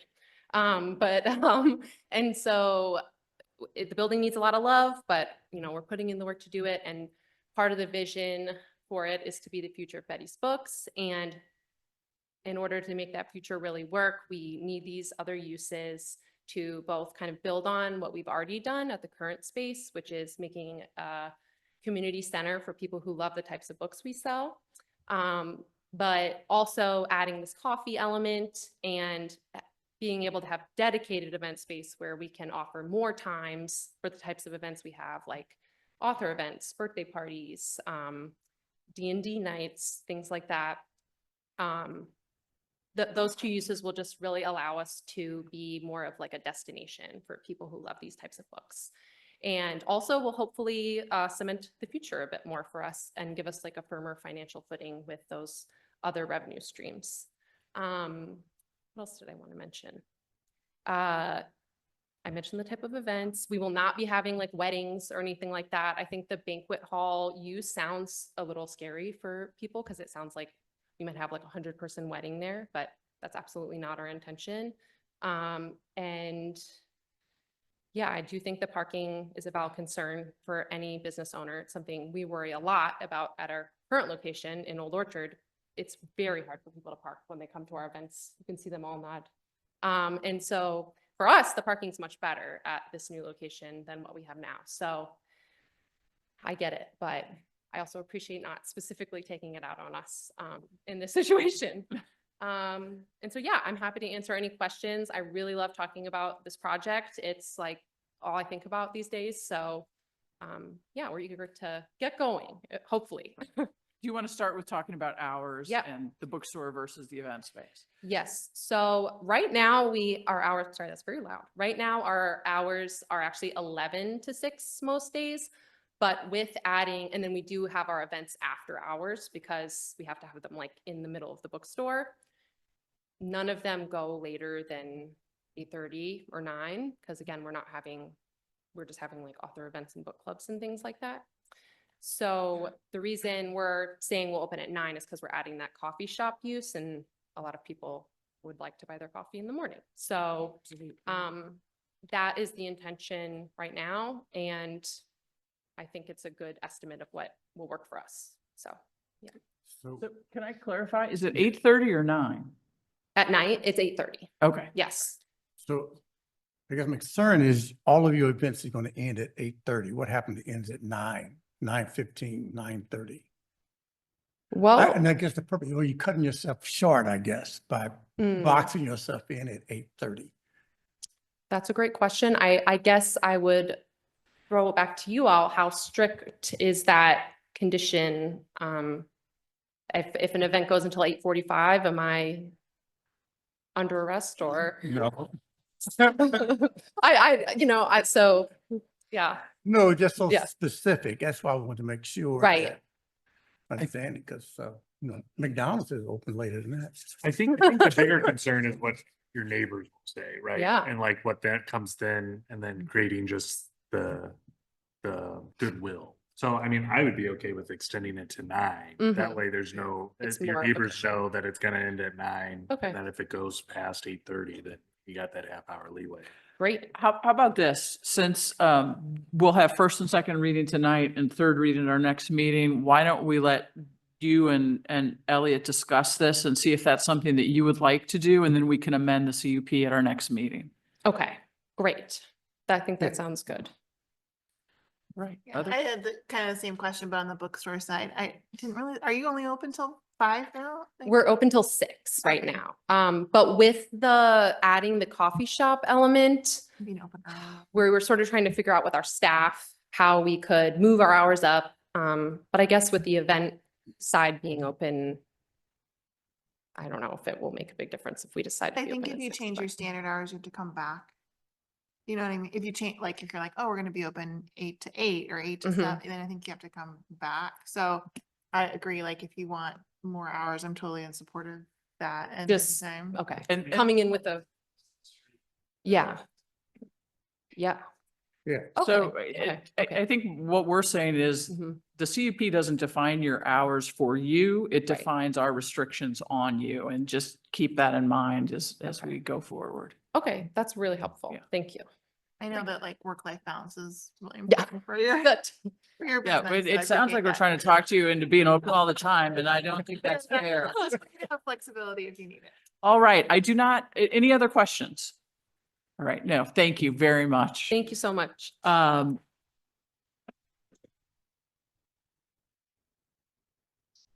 Okay, we have lots of clapping, but no one filled out a public comment card, so I don't see anyone in the room. Is there anyone on Zoom who would like to use the raise their hand function to make a comment for this public hearing? All right, I do not see any, so I'm going to ask the city attorney to enter items into the record, please.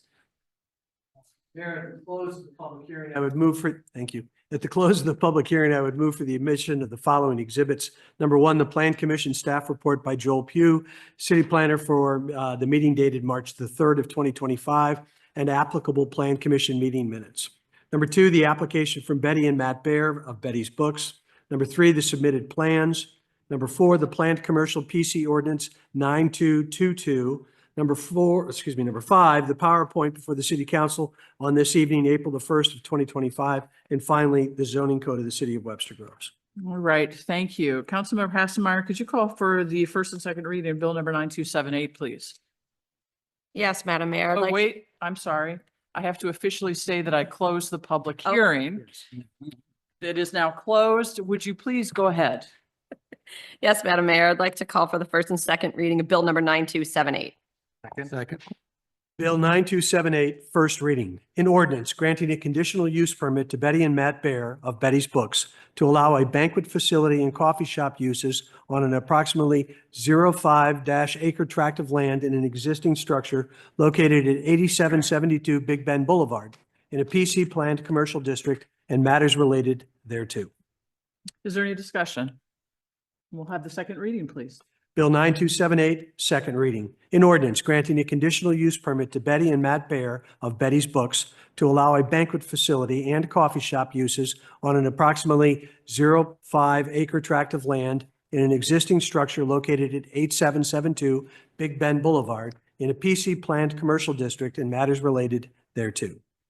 All right, thank you. So we will have our third reading and vote at our next meeting, as is our process, and we'll consult with you beforehand to see if there are any changes that need to be made to the CUP.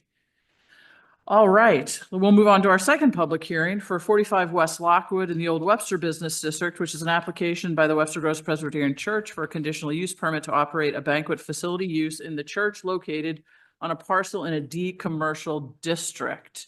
And so that opens the public hearing. And before you start, and while you're pulling that up, just as a matter of transparency, I'm not going to recuse myself because I have no financial interest in this, but I am a member of the church congregation and just wanted people to understand that. All right. All right. Mayor Arnold, members of council, again. Next slide. This is for application 25-PC-03. It is a application for a conditional use permit for a banquet facility. And this is a little different. It's not a new facility. It's existing. It is a renovation of the space to existing space to rent to outside groups. The address is 45 West Lockwood in the Old Webster District, and the Plan Commission recommended approval with conditions. Next slide. There's quite a bit of history with this church, as I'm sure everyone knows. I just want to talk about a couple of things. It was first zoned partially commercial and partially industrial in 1923, and then it was zoned fully commercial in 1956. And then and in the late 50s, early 60s, and then again in 2021 and 2023, they came for conditional use permits for additional uses. So this is not a new item for request to the council for this particular church. Next slide.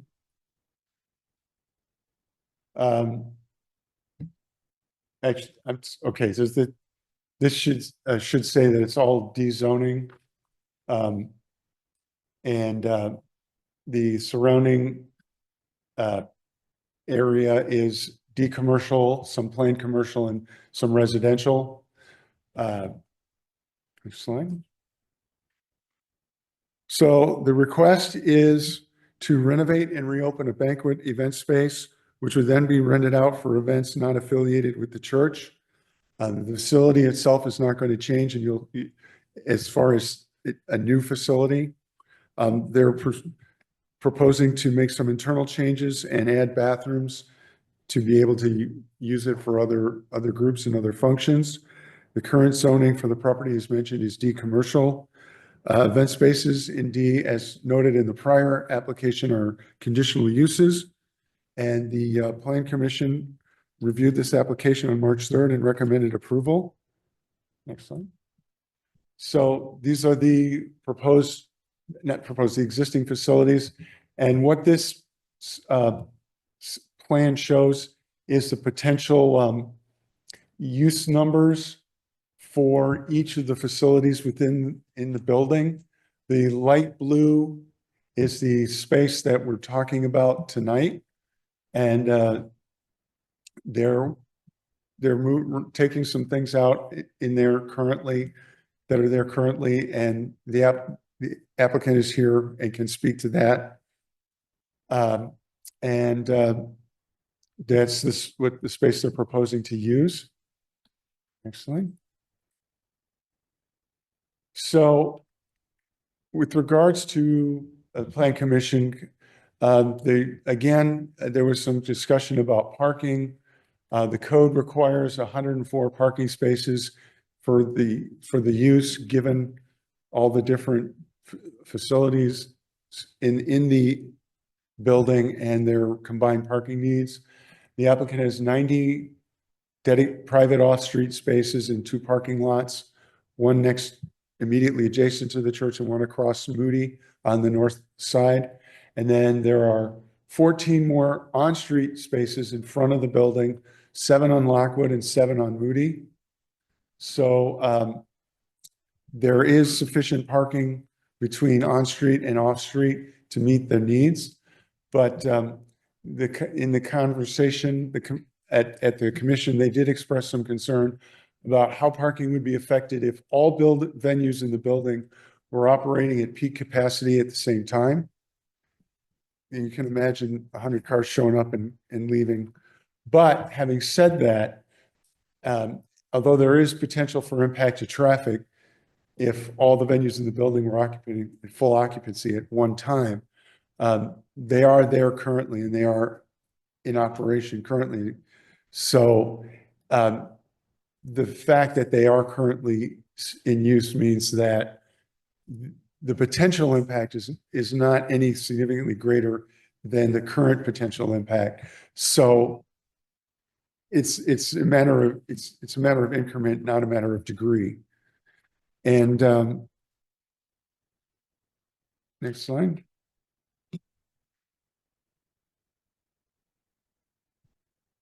One more. As with the other application, this is the district foundation plan maps were incorporated into a comprehensive map plan amendment in 2017. That map recommended religious institutions, which obviously this is and will remain. This request, and I'll just summarize this, is not changing the zoning or changing the use. It's merely to permit the church to allow outside organizations to use this facility in a manner that it's already being used. So this is, in staff's view, is remaining in conformance with the goals of the comp plan, and not changing the zoning in any way, since the church will remain the primary owner and user of the building. Next slide. Conditional uses, conditions of the conditional use permit. Hours of operation, approved use shall be an event space. Same as with the previous application, pickup of litter and keep the area free of trash and debris. Commercial district regulations shall apply to all uses. And conditional use permits shall be personal to the applicant and not run with the land. And that ends my presentation. I'll be happy to take your questions. Questions? It sounds like a cool idea and I really like it. At what point does the church not become a church? You know, it's like, it seems like this is no longer, I mean, it's a building that also has a church, but it seems like it's a building that's used for everything else. I'm going to actually because I know what the actual philosophy of the church is in this, I'm going to ask Mr. Tobin to answer that, who's here representing the church. Before we do that, let's do the same thing. Are there other questions for Elliot before we? I mean, I was just curious about the capacity and what level that plan was that you were showing us of the building. How do you mean, what level? Is it street level, below Oh, grade, first floor? It's street level. Okay. All right, thank you very much. And then we'll let the applicant, Brian Tobin, and you can introduce anyone else who you'd like to have speak. I assume you're here as a matter, of the Board of Trustees or something like that? I am, Mayor and Council. My name is Brian Tobin. I'm the President of the Board of Trustees of Webster Groves Presbyterian Church. With me this evening is Deepika Gomes, who's our lead design from Colleen and Associates, our architectural firm. In terms of when does a church not stop being a church, this is not going to keep us from being a church.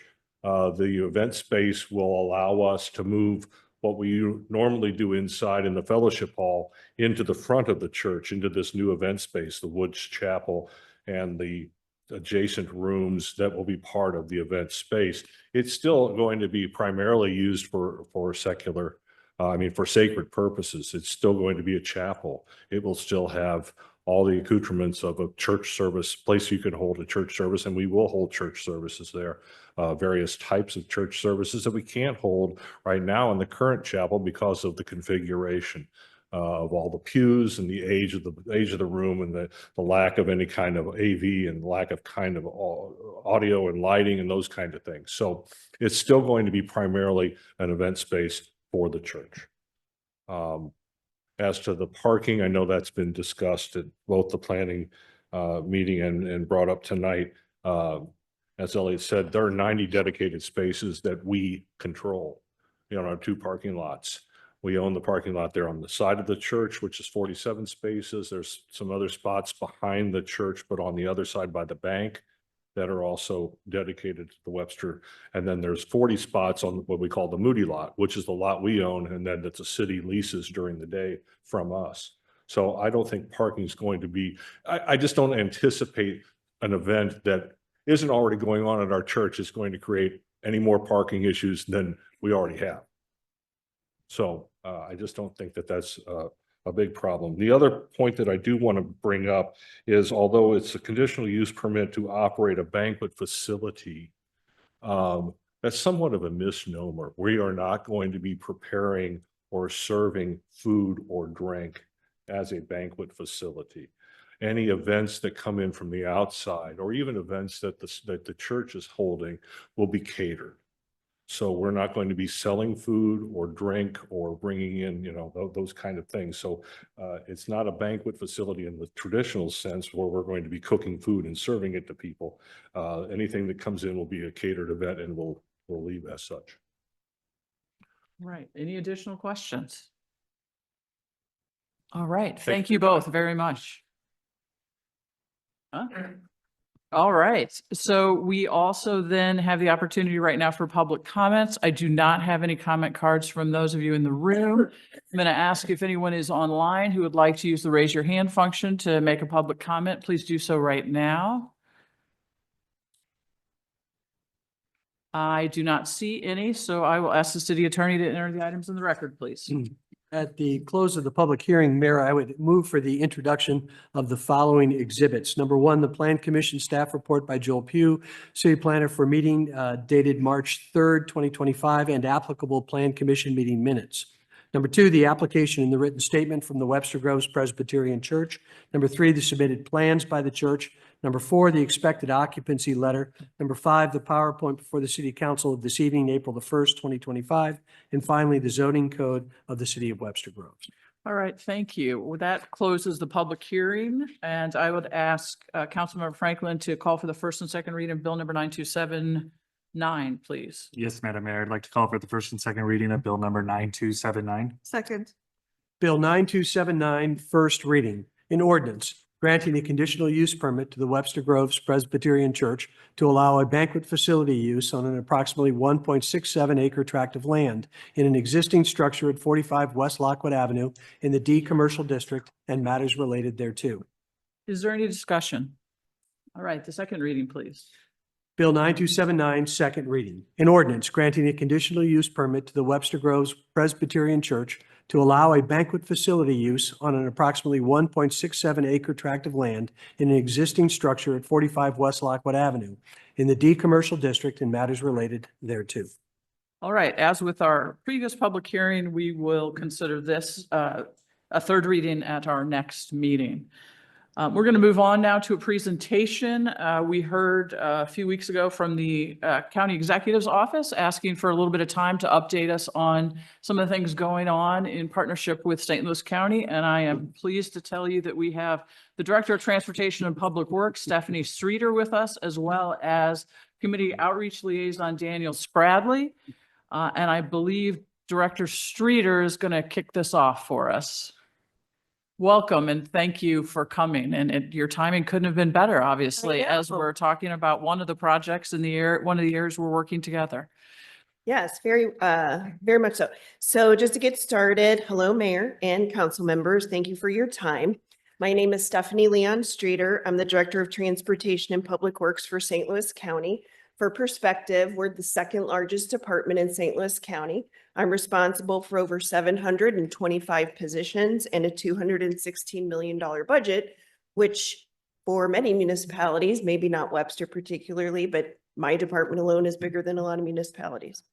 I want to update you on county transportation projects affecting Webster Groves, but before I do, I wanted to make a few comments because I'm not familiar with all of you, and you're probably not familiar with me. I am proud to affirm that our agencies, Webster Groves and St. Louis County Transportation Department, have worked collaboratively to advance the projects that I'm going to speak to here in a minute. As director now and as deputy director before that, I am seeing the fruits of my hard work to better focus my team on our customers' needs and to change our project focus from car-centric, which is what we used to do. I've been with the county for almost 24 years. We were very focused on moving cars and have learned over time, maybe too much time in some cases, but we can be more inclusive, considerate of mode choice and cognizant of the built environment like you have in Webster Groves. I want to say that our larger community in big ways depends on the work all of our county departments do, including mine. Our work must be efficient and timely to achieve results with the least frustration, and success depends on a clear chain of command and strategic direction led by one authority. Besides advancing critical infrastructure projects and managing snow removal, for example, on county maintained roads, particularly arterial like Big Bend Road and collector roads that all residents use, I didn't know if you knew, but I'm going to tell you that St. Louis County provides code enforcement for all unincorporated areas in nearly every municipality in the county by contract, including Webster Groves, and that's within my department as well. We do mechanical periodics, amusement rides, and explosive code enforcement for the city. We provide healthcare. Well, the Department of Health provides healthcare to anyone in the county that needs to be served. We provide human service support countywide to those in need. And we provide police service countywide into munis by contract. That's a huge amount of work, a huge amount of good work that can easily become overwhelming if it wasn't for a strategic focus. And I'm fortunate that our county executive and members of his team provide me that. So a strategic focus helps us to get projects done. And fortunately, there's 4 in the Webster Groves area, and 4 might be small to some, but considering our budget, 4 in one area is huge. So kudos to Webster Groves and our collaborative relationship for moving these forward.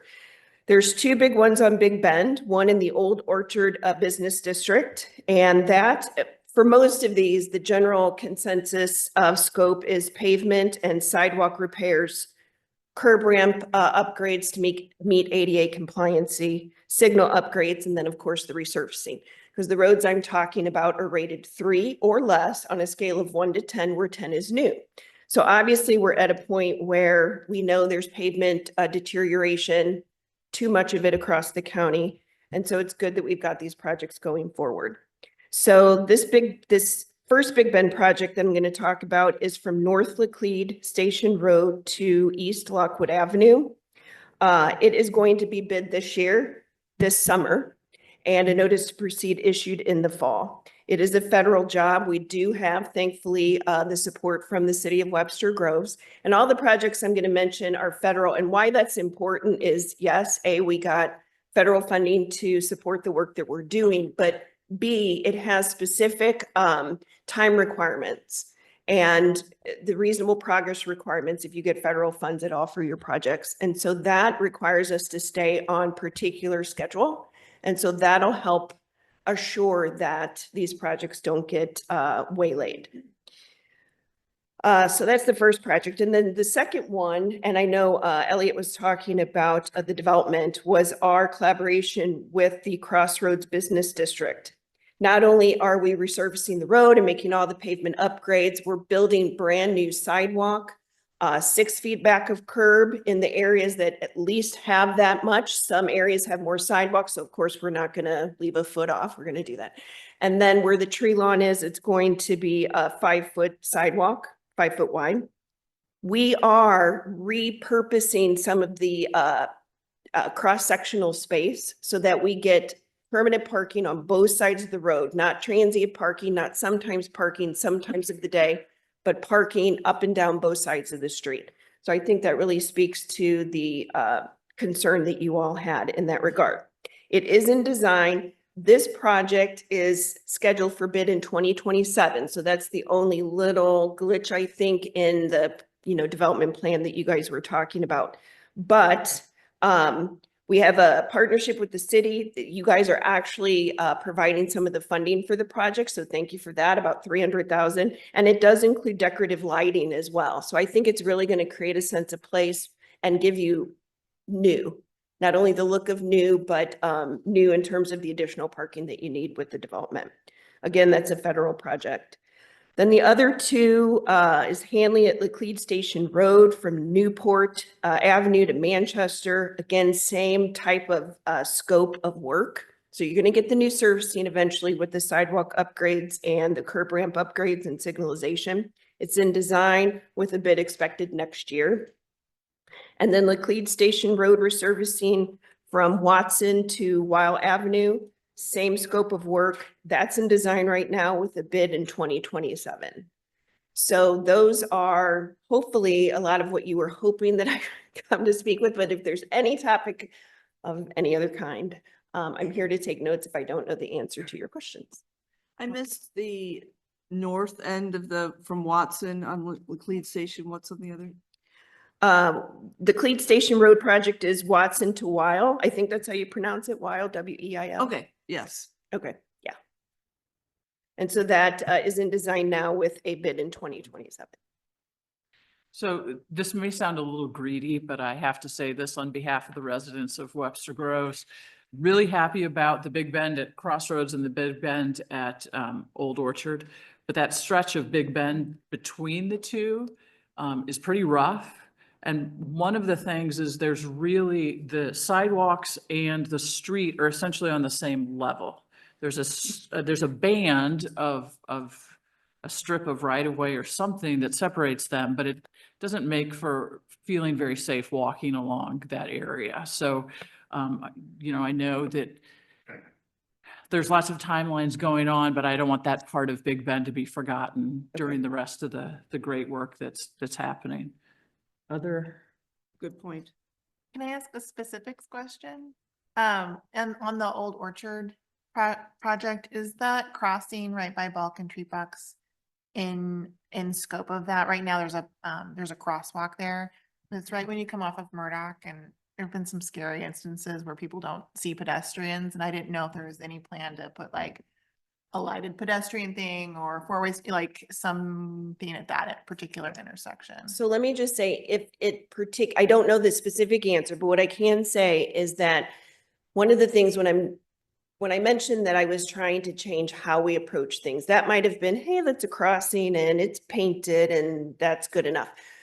That's not good enough anymore. And we are adding those RRFB assemblies, the flashing assemblies at many of our crossings. In fact, with the NFL money that the council approved for subdivision work and unincorporated, we had them carve out $1 million for specifically pedestrian crossings. Long story short, that's not insurmountable to look at that and add some kind of additional enhancement to make that a better crossing. Thank you. So what is that cross street again, or what is that? It's Log Cabin, I think. Is it Log Cabin? On the, yes, Look at all the our firefighters. our institutional memory sitting in the audience, yeah. Yep. So it's Log Cabin and Big Bend. Okay. And can I ask a follow-up question to that? What's that what's our engagement process as you are planning that? Because that's not till 2027, correct? So what we've already done for that project, we had a virtual public meeting. We've met multiple times with the city and we've met multiple times with the business district. Okay. So there was engagement in order to set the scope. Okay. So, We've actually, I know from being on a couple of those, both members of the Crossroads Business District as well as the Traffic Advisory Commission participated in some of those public outreach events. That's a comfort. Other questions? Yes. Oh, go ahead. Sorry. Considerations, and I'm gonna second the mayor's concern of that stretch of Big Bend because there's a ton of Webster University students who walk to Schnucks, to and from Schnucks, and Right. I mean it is terrifying. I've walked on that street. It's scary. Bike lanes, bike consideration, multimodal considerations. so what we do, yes, we are cognizant of that. We follow our countywide action plan for walking and biking. So if on that plan, there is supposed to be a separate bike lane, a shared use path or share the road type accommodation, it'll be included. Okay. I don't know specifically Sure. for these projects, but we are really trying to focus on being more multimodal. Okay. So, Thank you. and we really look to that plan to guide us because that had been consultant-led countywide. Okay. And then one more, sorry. The bike rack situation in, is that a Webster situation? Like the bike, if we went in crosswalk or Crossroads Business District? We can add bike racks. Okay. All right. I didn't know who to ask. So, Thank any other, I just have one last thing, and that is just in terms of thinking about the Crossroads project. One of the reasons we started, the business district had had their own project going on 20 years now that they've tried to implement, and we're very grateful that the county's a partner in that. But the other thing that brought this up is the intersection of Elm and Big Bend, which is the main intersection there, has become even more heavily trafficked by students who are walking to the junior high school, which now serves 3 grades instead of 2. So one of the concerns that really has driven part of our participation is to make that intersection as pedestrian friendly as possible. And I know one of our local traffic engineers was talking about the different ways you mark crosswalks and what's better or worse. I just implore you to think about what is the safest possible that we can make that intersection for those kids who are walking to Hickson is the name of the school. Okay. Yeah, I would second that. And I just wanted to say thank you too. I think it is really great that we have 4 projects in the timeline, and I appreciate your updating us on the timeline on all those. Well, you're welcome. Right. Thank you so much. And we'll give Danielle just a few moments as well. Hello, everyone. Mayor Arnold, thank you for having me today, and thank you, Dr. Peoples, for making this happen. My name is Danielle Spradley, and I just joined the County Executive's Office as a community outreach liaison, and I am making it around to all the municipal councils to introduce myself and make sure that I am here for you if you have any questions with the county. If you have issues, you have somebody you can contact quickly and get answers, and I can connect you with the right people. We're talking about planning, so I wanted to tell you about a couple of things that are coming up. Right now, we are hard at work on a multitude of projects to benefit residents. One of the biggest is our 2050 plan. And this strategic planning process built on public engagement with people like you and those you serve will provide a long-term vision for the county and guide the development of a sustainable, equitable, and fiscally responsible community. We have a large steering committee contributing to this project on behalf of county residents, and you can go to the St. Louis County website for updates, but also in April, we have 3 different public events, and we want the public to participate and give their thoughts on what they want to see in St. Louis County upcoming. These are family-friendly events. And I have a flyer here that has the dates so that we can get those information out to all of your constituents and make sure that Webster voices are heard in the future planning of the county. Also, recently, the county executive signed a multi-jurisdictional agreement with St. Charles, Franklin, and Jefferson counties for a new regional training center for our police officers with a transformational project that will help support law enforcement across our region and comes after months of discussions between the leadership of each county. St. Louis County received an appropriation through the state legislature in July to support this effort. And with that, we also we have joined, I don't know if any of you have heard of it, but the new Regional Saves Lives Now initiative, which is a violence reduction initiative that we are working on with the city, St. Louis County, St. Clair County, because crime doesn't know a border. The idea is to reduce violence by 20% in the next 3 years. And I also have information on that as well. Also, St. Louis County has been named one of America's best mid-size employers for 2025 by Forbes. And this recognition that highlights the county's commitment to fostering a supportive and innovative workplace for its employees. And on that, we are hiring. We have many positions. I'm sure Stephanie has positions open. We are looking for folks and we are a good place to work. We are called Opportunity Central. So there's also information here you can share with your constituents if they're looking for work. We have great benefits, parental leave. You also get to be a free membership to any of our recreation centers. So please let people know if they're looking for employment. Another thing I wanted to talk about, and this is just for educational purposes, on the April 8th ballot, you will see Proposition B. And I don't know if any of you have heard of this, but what this does is this would give the council the ability to fire our police chief, our any department head, or the county councilor without cause. This is a major change from how county government has been run since the beginning. And unfortunately, it would make it chaotic for department heads to do their work. So think if we're in an emergency situation and 4 council members say, do this, 3 council members say, do this, and the county executive says, do this. At that point, what does a department head do? Where is the chain of command? So I just wanted to educate you on some of the issues. The other issue is it does give them the power to fire the police chief. While the council is saying that it doesn't, if you read the language, and I think all of you know as legislators, unfortunately, sometimes there are unintentional consequences when we don't look at language or we have poorly written language. So what would have to happen is the council would have to come back and put another ballot initiative on to fix that issue where they do not have the power to fire the police chief. So that's another $520,000 in taxpayer money to fix that ballot language. Other than that, do you have any questions for me? Danielle, I did. Thanks for being here. What's your job title again at the county's office? Community Outreach Liaison. You know, it'd be great if you could stick around for another 15 minutes and listen to our next presentation, because we are having tremendous issues with funding, with the increased costs, and with dispatching of our EMS, fire, and police. And this is not just a Webster issue. This is a countywide issue. We could really use some county leadership on this. Oh, that's great. And I'm going to give everybody my card and also these packets with all information. Thank you. Okay. All right, other questions?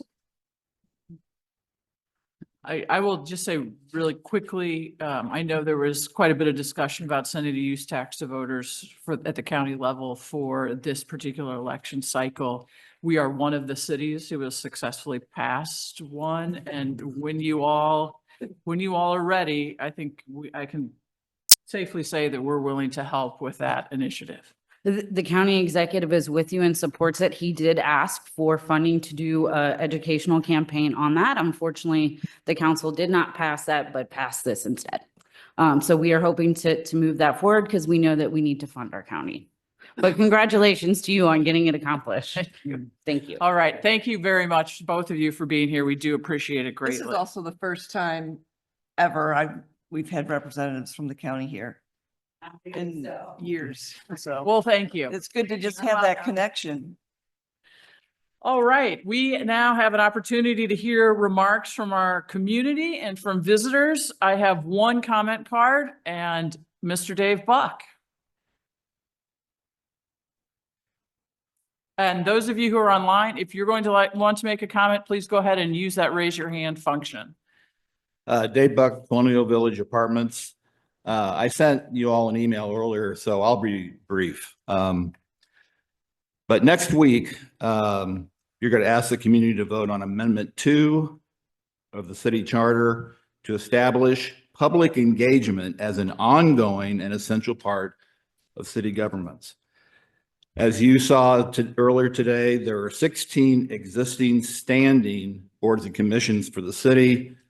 I'm suggesting that there are 3 new ones. There need to be 3 new ones. I have advocated for these before, so hopefully they aren't new, but they deserve to be advocated again. 1, a Citizens Financial Advisory Board.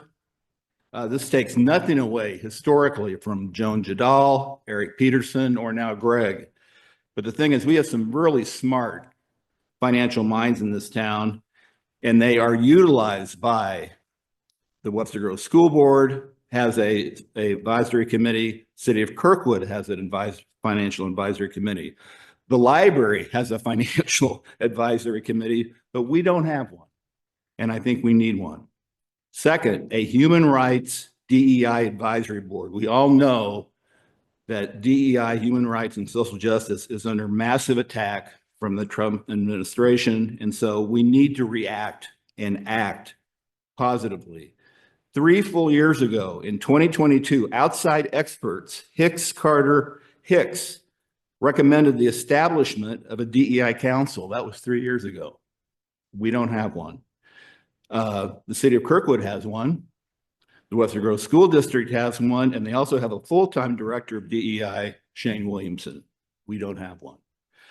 Finally, a youth advisory board. David, we talked about this years ago. Of kids 18 years and under, basically high school students.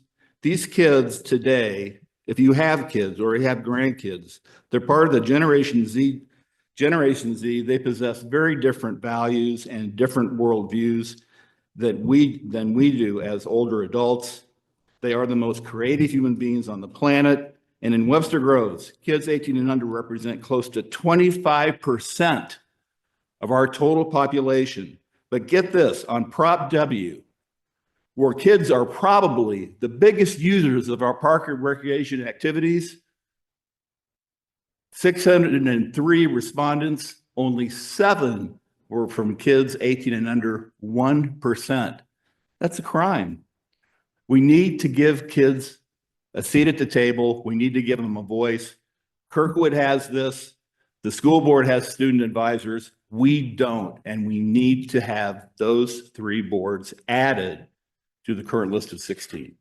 Thank you. Thanks, Dave. All right. Is there any new business from council members, city attorney, city manager? All right. We're going to move on to resolution 2025-15. I'm going to ask the city attorney, do we need a motion to adopt before we can discuss this? Yes. All right. Councilmember Bliss, would you move to adopt resolution 2025-15, please? Yes, Mayor, I move to adopt resolution 2025-15. Second. All right, thank you. So I'm going to just set a little bit of a stage here. And before we get started, this is about, for those of you who are in the audience, our participation in the East Central Dispatch Center. I appreciate Director Wilson is with us today, and thank you for coming. And we'll give you a chance to say a few words. Before we do that, this issue has come back to us with a little urgency when we heard a few weeks ago that Rock Hill was withdrawing from ECDC, and which for some of us reignited discussions about the continually escalating costs, the safety because of some of the dispatch problems that we've had, especially with fire, as well as the loss of 2 cities. So I think what the best way to proceed is I think we'll let Dr. Peoples talk a little bit about sort of an overview for people who don't know about ECDC and remind us on council where we are, what we've done.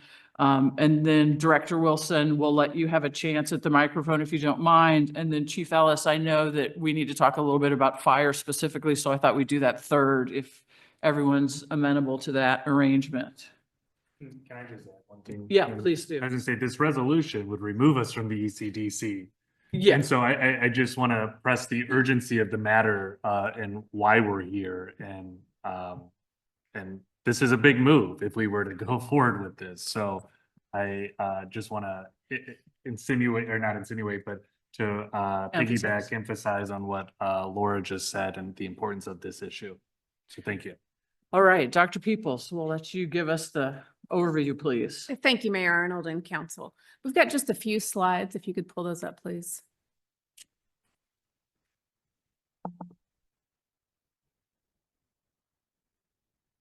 As Mayor Arnold said, this issue has been discussed, well, for the last 4 years, concerns with ECDC. And so I did want to just put together a couple of slides to highlight some of the conversations. Thank you. You could go ahead and advance it, please. Certainly won't read this, but just it's important to understand the background. We have been members of ECDC for quite some time. ECDC was established in 2002 to dispatch fire and police emergency services. You can see there that we were a founding member of ECDC. So we have been there since the start. Additional members came on later, Olivet in 2005, Brentwood and Rock Hill in 2014. We started this conversation about 4 years ago, and the conversation at the time was about the rising cost of membership. You'll see on the next slide, I've got some tables in there, but between FY15 and FY25, our costs have increased about 49%. If you want to take a shorter view, and I just, arbitrarily picked from FY20 to FY25, that cost increase has been about 20%. And so our conversations then were around cost containment, and we had those, we invited Director Jokers, I don't want to jump ahead of my slides, in 21, and those conversations with him ensued at that time. Our cost for FY25 is $545,000. We also, in addition to our ongoing concerns, because we try to be part of the solution and not just raise problems, but at that time, former Chief Curtis had put forth several solutions. I brought those forth to ECDC. We had several conversations. A lot of those ideas were around, and I also want to preface and say, there's not just one solution. It's going to take several different things to get it on track. And so we talked about having different billing models. We talked about looking at power shifts, really trying to align when the calls for service were heaviest. When we talked about having call takers, I don't have the data in front of me. Perhaps Director Wilson can share with us, but it's 90% or greater or averages that where there are non-emergency calls for service. And so that's where we really thought there could be some power shifts and some other things. We've had good conversations, but there hasn't been anything fruitful that have come out of those discussions and no changes that have been made. If you'd advance, please. There's just the table. Again, you can see the year-over-year increase in cost. There's been a couple of years where there's decreases. Even when there are those decreases, and again, it's based on calls for service, it still does not pan out. When we've come from FY15, where it's 367,000 to where we're at now, 545,000, that's significant. If you would, please. Again, the conversation started because of cost, and like all municipalities, of course, we're concerned about the bottom dollar, but those concerns have changed now to operations and the soundness of the actual dispatching. Let's see. So I'll jump down to new concerns. I already talked about some of the history. Well, I think it is fair to say we invited Director Jokers, and I think as people are listening and here in the audience, we have always had these conversations transparently. I've either raised them at ECDC or council and inviting Director Jokers to have those conversations. Their municipalities, for whatever reasons, have left in a little bit of a different style. But we've been incredibly open about our concerns, had conversations, and have had a willingness to try to problem solve. So the new concerns that have been on the table are the poorly executed rollout of the CAD system, which you will hear from fire, and I believe have heard from fire over some time, has led to some real safety concerns with fire dispatching. These issues have been raised repeatedly throughout the Fire Operations Committee and along with the Board of Directors at ECDC. As Mayor Arnold already noted, 2 of the 8 member cities, Shrewsbury and Rock Hill, have exited ECDC over the last couple of years. And then again, costs continue to escalate with no demonstrated urgency to address or resolve those key issues. And that, coupled with the safety concerns, has really resulted in a loss of confidence in the functionality. And our residents deserve better and they demand better. So that's where we're at today. All right, thank you. I'm gonna, that's a lot all at once, but I'm gonna invite the executive director, if you want to come on up here to talk with us, and Brad Wilson. And I, just so everyone else knows, I understand you took your role in November, is Yes, that ma'am. correct? At the beginning of November. Yeah, all right. So- So when we refer to the executive director, Mr. Joe Kirst, who was here before, that was your predecessor, right? Yes. Yeah, all right, please. So, yes, I've been here about 5 months. And so a lot of this historical data is just stuff that I've learned from going back through all the documents and everything else. So I didn't prepare a PowerPoint or anything, but I didn't know if you kind of wanted me to go through how we bill and what we've kind of done with the FY26 billing to mitigate the losses from Rock Hill, and what we're also doing to improve on the fire operations. I didn't know if you Yeah, kind of wanted me please. to go into that, or if I you just think wanted we'd like ask to hear questions. both of those things. Okay. So the way that we actually do our billing is we come up with our expenses first, 85% of which are payroll and benefits. The other 10% being communications equipment, computer software, things like that, and then 5% for training and office supplies and what have you. Once we get that done, then we look at all 7 agencies that we have and we add up the calls for service over the past, and take an average of the past 2 prior years. That percentage then becomes the percentage of the total that each city pays as their membership cost. And so this year, as we're doing the FY26 budget, that was when I found out that Rock Hill 2 weeks ago wanted to actually, they had already signed the resolution, they were pulling out. So with them pulling out, that was $137,000 worth of revenue that we lost for FY26, which we would just normally say, okay, the other 6 cities would absorb that. But what I did was I tried to be a little proactive, and we have 24 dispatch positions. When we do the budget, we're only sitting at 22 right now. So when we do the budget, those 2 open positions, because I planned on hiring in FY26, we have still accounted for those salaries, the benefits, loggers, everything else. But what I did was I talked to the night shift supervisors, and we can get by with 5 on each night shift, 6 on days, 5 on nights. That gives us 22. I can freeze those 2 positions, which I did, and remove those costs for FY26, meaning we're not going to hire for that fiscal year. And also, we had been doing some projects with Regis and some other things that I went ahead and proactively cut. And there was some training that we did last year that I was able to cut. So I was able to recoup 100% of the revenue that we were going to lose from Rock Hill by doing that. And in turn, Webster Groves actually has a $10,000 decrease for FY26. Some of the other cities go up, some come down, but that's kind of, as Dr. People showed you, that's kind of normal. But that was where we sit for Webster for FY26. Now, as far as the fire operations go, I've heard. Can I interrupt you just for 1 second? And I just want to say thank you, because frankly, this is more action than we've had in the years that we've been talking about this. The fact that you went ahead and looked at what the Rock Hill cost was going to be and took some action on that. I just, we may have some other things to say, but I want you to know we do appreciate that. No, yes, thank you. So Karen, would you advance the slide? And Director Wilson, you'll see on there. So we had a special meeting last week to Yes, ma'am. discuss Rock Hill's exit. What you'll see on the slide there are the items that the board agreed to. And Director Wilson talked about that first one right there, position freezing. Okay, thank you. You're So welcome. the 2 other things that I do want to mention is the fire operations have been, it's not been pretty over the last 2 years from what I've been told. Again, I just got here in November, but there's a lot of finger pointing to be done and a lot of blame to go around. But what I tried to do when I first came in, literally when Jennifer, my boss, the city manager from Olivet, we went out to lunch on day one. And she said, I need you to determine what the fire chiefs need to, not just so they're happy, but so their communities are safe and so we're effective and everything else. So I started out by doing that, just trying to find out where the pressure points were, where the pain points were, just on the EMS side and on the fire side. And what kept coming up over and over and over was this word provisioning.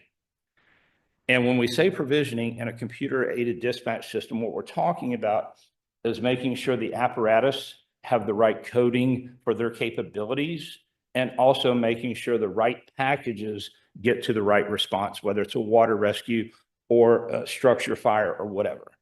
And so the provisioning, the fire chiefs did not feel like they had they didn't feel like they had much of a buy-in when they did the initial provisioning 2 years ago. So I said, okay, here's what we're going to do. We had patched the cable over to Richmond Heights so we could put my laptop up on the big screen, and we had every fire chief and every assistant fire chief come to that meeting. With 14 plus some other stragglers in the room, it did get a little chaotic. So I said, okay, here's what we're going to do. I'm going to start an initiative where I'm going to sit down with each and every fire chief and bring your assistant chief, bring your BCs, bring whoever you want to. And we're going to sit down and we're going to go through all 137 incident response factors that you have in the CAD system for your city. And then we're going to go and we're going to look at all of the packages, make sure that all of your vehicles are coded correctly.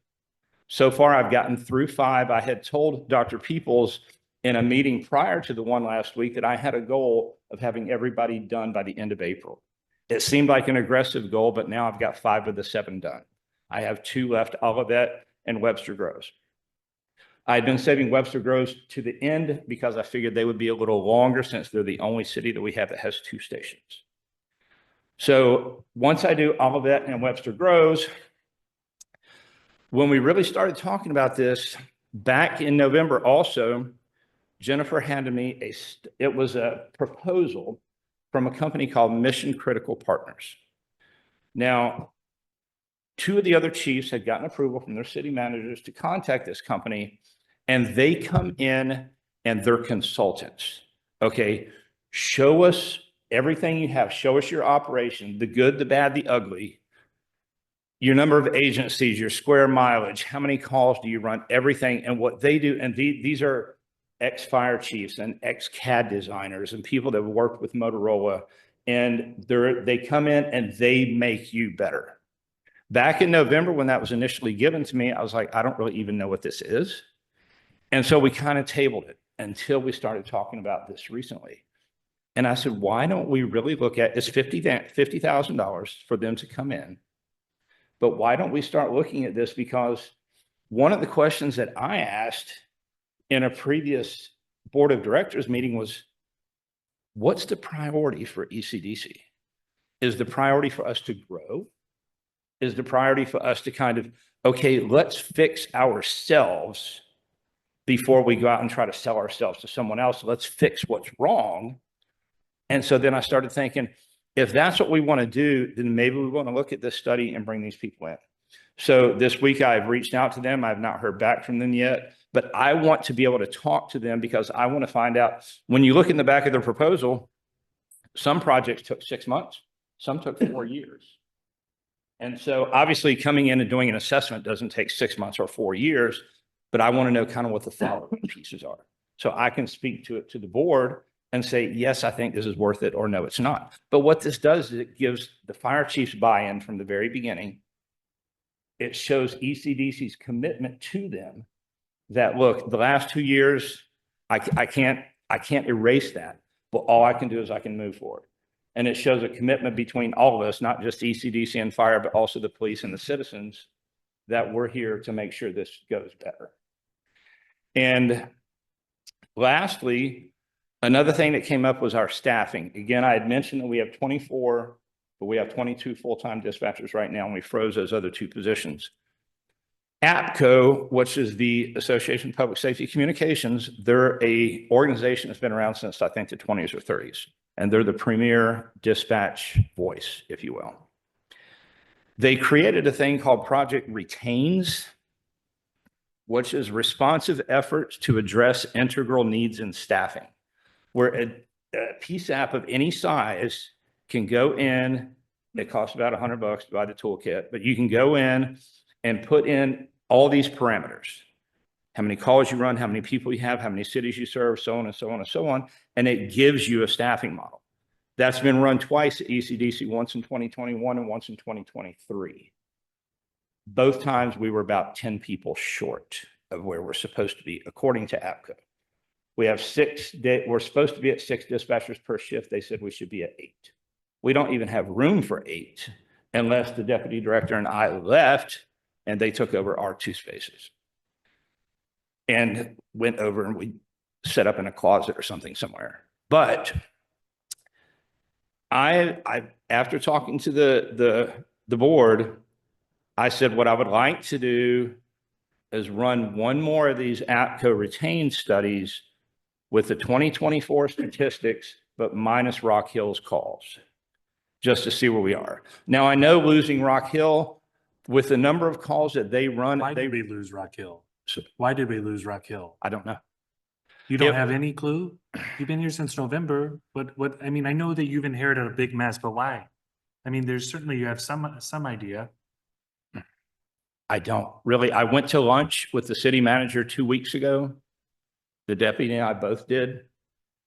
And the only thing that he would give us is, this has been ongoing. We've been talking about this since last year, way before you got here. And we've been talking about this for the past 2 or 3 years now. We brought the former director here, so this isn't new. I mean, we're concerned about costs, but I'm also concerned. I mean, obviously, if you're concerned about public safety, you need to be concerned about how these calls, how they get transmitted. Absolutely. And so to me, this is a top priority right now, because I have a fire chief that's telling us that the CAD system is atrocious. I mean, to put it bluntly. And that's safety. That's the safety of our residents that is at risk now. So why should Webster not go to St. Louis County and just take our fire and keep you with police and kick us out, you know? I mean, because that's a lot of money that you kick us out and then we'll figure it out. But at this point, why would we not do that? It's going to cost you, from a cost standpoint, it's going to cost you a whole lot more to go to Central County than it is to stay with us. But we'd be safer. The P1 CAD system can do every single thing that Central Square can do and more. We just have to get it set up right. And that's one of the whole reasons behind this mission critical partners, that we should be willing to spend that money to get it set up. It's the P1 CAD system is probably the premier CAD system in the world. And I don't know how many agencies have it versus how many have Central Square, but it's just it can do anything. You just have to get it set up right. It's not set up right. And we're willing to spend the money and spend the time to do it. I had the opportunity to chat with our fire chief today, and he was explaining to me that during our last big storm event, we had to send someone there to ECDC to assist with dispatching vehicles from around the community. We usually do that. Yes, sir. We usually do that during. Why don't we just bring it in-house then? I mean, we're effectively doing it. Well, it's when we do area command, when we have big storms like that, when they do an area command and you have the fire chiefs in one area, they'll say, okay, dispatch everything inside this circle. We'll handle everything outside that circle. You handle. Sometimes the Richmond Heights fire chief comes over because we're co-located with him, and he just helps. It helps on the radios and things like that. It makes it easier, especially when we're doing area command, and we don't mind them coming in. I mean, we're all in this together. I mean, you don't mind them coming in. They're like doing a service for free if they come in to manage that call for that big event. Of course you don't mind them coming in. I mean, right? It's like, what are we paying for? That's, I think. Well, they're not on the consoles. The other difficult process is, the difficult problem is our CAD system isn't communicating with the rest of the county. True. And so we don't know when a Creve Coeur truck is coming or where it's going. And so we only have our now, 6 entities that we're communicating with? No, sir. It's the whole RCAD that Regis runs. Everybody's on pretty much everyone's on P1 except for Central County. Until they get into our circle, right? And we don't know where they are until they get into our circle. There is a interface that we've been trying to do. This was something that was talked about 2 years ago. So Premier One and Central Square do not talk to each other. When Director Jokers had tried to get Motorola to build an interface a couple years ago, when the price tag came back, it was just way too high. It was over $150,000 just to get this interface done. Since November of last year, the Chief Brown, who's the former chief of Eureka, he had paired up with a group called Intera, who specialize in fire. But we went over to Regis and had a high-level meeting with the Regis CEO. This was the very first one. And this is supposed to be the interface that can make the connection between P1 and Central Square. Kurt and I actually went out and sat with our counterparts at Central County last week. And they are going to take the lead on, I felt like no one was really taking the reins on this Intera thing. So we went out and sat with them. They said that they were willing to take the lead on it. We have not had another meet. I think all in all, we've had 3 meetings since this Intera thing has been brought to ECDC. But the price tag is exponentially lower than what Motorola quoted us. And I'm not saying this is the end all be all. I'm just saying so far, this seems to be the best answer that we've seen.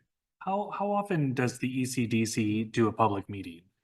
What's that? How often is an ECDC public meeting? Is it monthly, bi-monthly? Monthly. Monthly, and is that by Zoom or do you have to come in person? We come in person, but we also have a Google. I, as a link. public citizen, wanted to attend. Would I have to come in person or could I appear via Zoom? Either one. Looking at the website, the last time it was updated was in June of 2024. I don't know what minutes have transpired. I don't even know when the next meeting is. It just seems like there's so many issues here. It's like, I'm almost at the point where it's just like, we just throw it away and start something else. And we go to the county and we figure out our police. What- And we're lost because we're one of the biggest ones now. And we've always have been. But all these other ones, they're small, so they can figure out how to go to other places pretty easily. We're kind of, us and Clayton are kind of stuck. Yeah, I had a question about that. Like, what does happen to ECDC if we pull out? If you lose Webster Groves, what does that do to the pricing model, to the other cities that are there? To your It would make staffing staffing model? cuts. Because I can't really cut anywhere else. And you were talking about like, what is the ECDC? Is it, are we trying to expand? Are we just trying to get better? Is it what it is? I mean, that's a fundamental question. I mean, because right now we're at the point of like, well, why don't we look at Crestwood? Why don't we look and see what everyone else is doing to see if they want to come in and help and burden the cost? And I love intergovernmental agencies like this. I think ECDC was established for the right purpose, but it seems like it's unfortunately in this, and I understand that you've inherited a lot of this, but it has unfortunately gone off. And this idea of multiple municipalities working together to make their citizens and their community safer is no longer being effectuated by the ECDC. Particularly when what I heard about the CAD system. I mean, that really concerns me. It seems like you guys do the police pretty darn well, and that's great, but it's expensive now. And expensive to the point where it's like this council is thinking about bringing it in-house. Like we're actively thinking, like, how can we afford this? And how can we sell this to our citizens? So it's like, if it's not cost effective, then just tell us and we'll just figure it out. But I'm not sure that ECDC even knows. From a fire standpoint, your cost for FY26 is $60,000. Fire's cheap, yeah, It's 10% of the bill. Yeah, but it's also they are the ones most of the time being called for life-saving events. They have multiple apparatuses. My understanding is there's 137 Cody things for fire, and that's the thing that's getting confused. Is that a training issue? I mean, I'm not going to say we're always perfect. There's always human error, but we're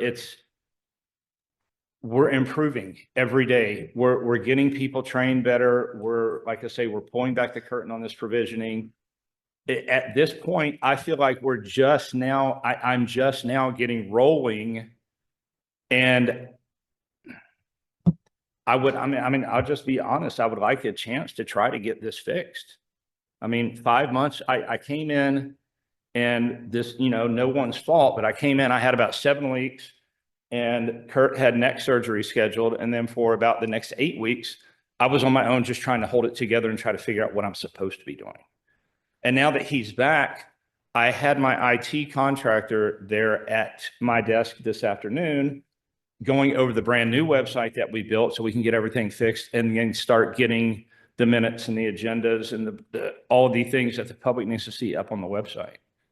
We're kind of fortunate because we really don't have any place else to go. And that's why I'm so glad the county's here tonight.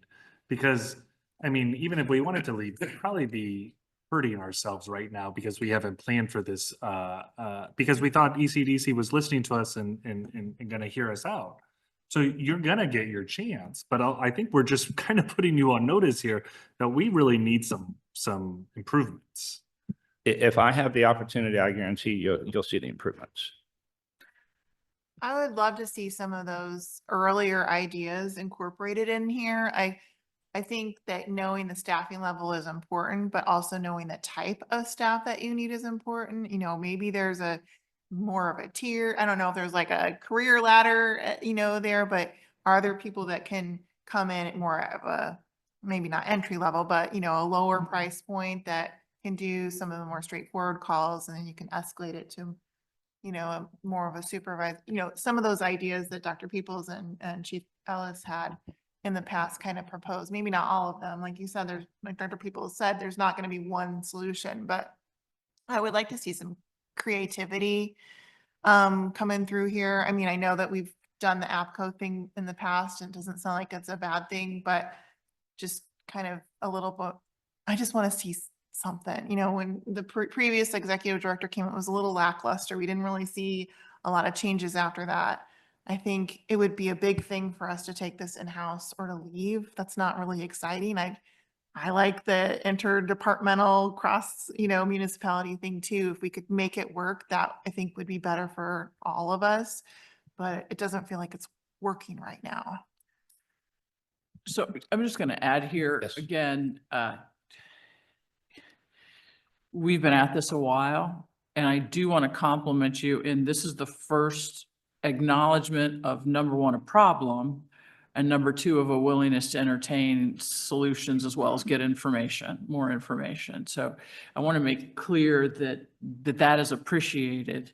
And I think we might take a minute, unless there's something else that you want to say specifically, and let our fire chief come up and talk for a minute. And if there's something that he says that you'd like to respond to, we'll absolutely give you the opportunity to do that. Okay. But I think you now get a sense of where we're coming from, and that this, this isn't about our city manager coming to your meetings to make trouble. This is about this council watching this for a while now and being frustrated, basically.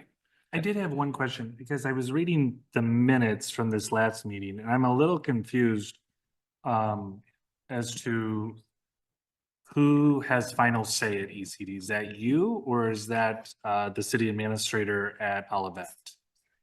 Final say for ECDC operations, Yes. It's me. All right. Because sometimes it seems like maybe she's running the show. And that is one municipality out of several. Well, That's why ECDC hires you. And I guess what I'm trying to say is I'd like to see that be a little bit more clear, that you have final say. Yes, sir. I get that. I mean, she is the director of the head of the board, the chairperson, but yes, I get it. And thank you, Mayor. Thank you, City Council, for giving me an opportunity to speak. Thank you, Dr. Peoples. Thank you. I really do appreciate it. Chief Ellis.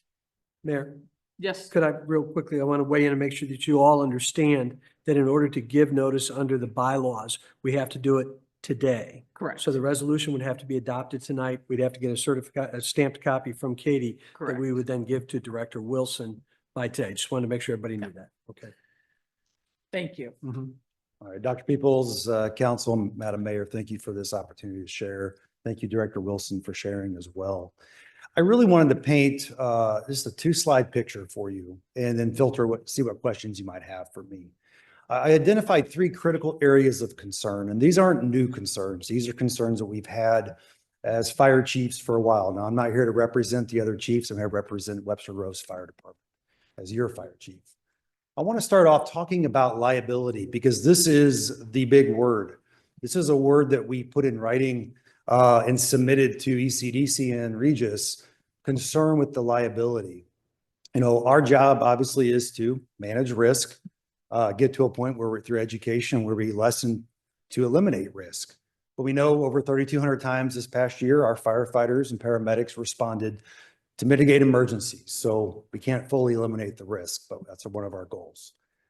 When we get to liability, this is kind of a balcony view of liability. We're talking first and foremost for our patients, for the citizens we serve that are calling us on their worst day. And I'll touch on that in a minute. The other liability is the actual liability that puts the city under. Whenever, with some of the challenges we've had with this new CAD from September of 22, that we did not have a voice as fire chiefs in the provisioning of the CAD. And Brad did a good job describing that in that process. And so liability is really what I want to focus on as my number one, because it is number one. We have life-saving people with life-saving equipment and life-saving apparatus to go save lives. And time matters. And whenever we can't get those people effectively to the call, we're relying on our super sharp captains and drivers to know how to get to that call better, to know how to default on a different mapping system to get us there. And so I'll talk about that some when we talk about the dependability and reliability. But Premier CAD, I have no doubt it's a pretty good CAD, especially for police. Police-based dispatching is always and will be a challenge for fire and EMS. The call takers that we have at ECDC, we had asked the previous director and Mr. Wilson, Director Wilson has been more accommodating. We've asked for a fire desk dispatcher where all they do is handle fire and EMS calls.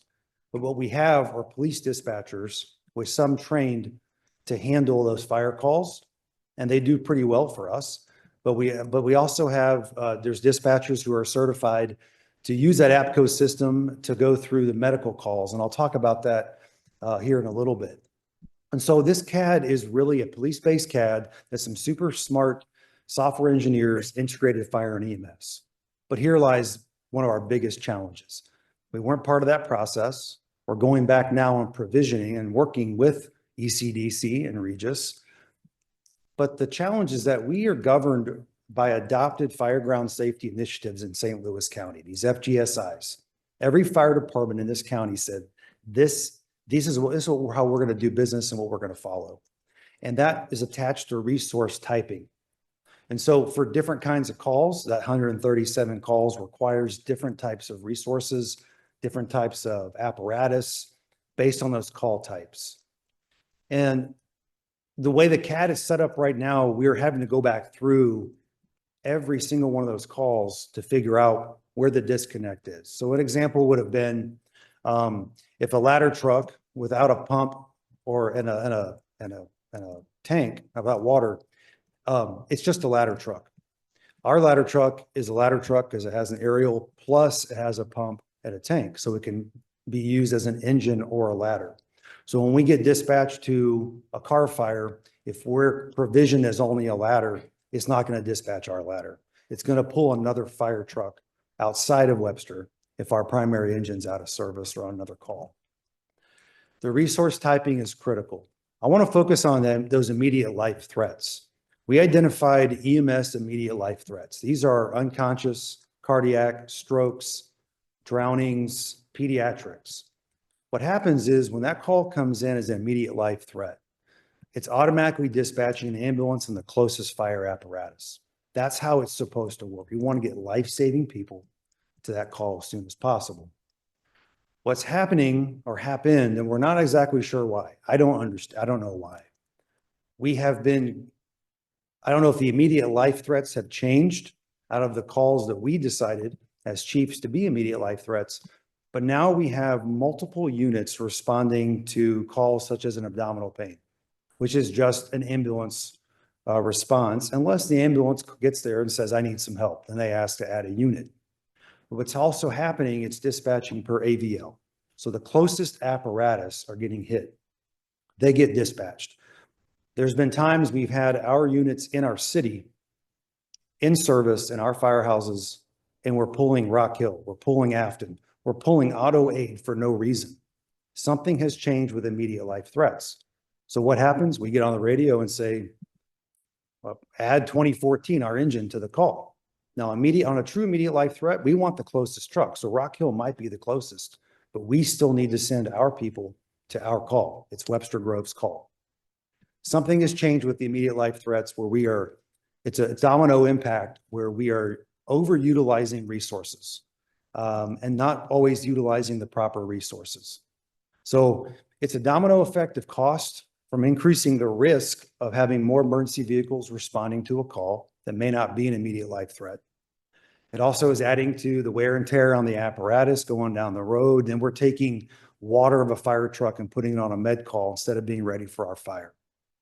So those two areas, the CAD not really being designed well for fire and EMS, connected to the provisioning challenges, as well as the resource typing and our immediate life threats, it's been a concern for a while, and it's risen to a level where our firefighters, our captains, our chiefs, and myself don't have confidence that we can get life-saving people 100% of the time to people because of the CAD and because of some of the lack of decision-making on our dispatchers.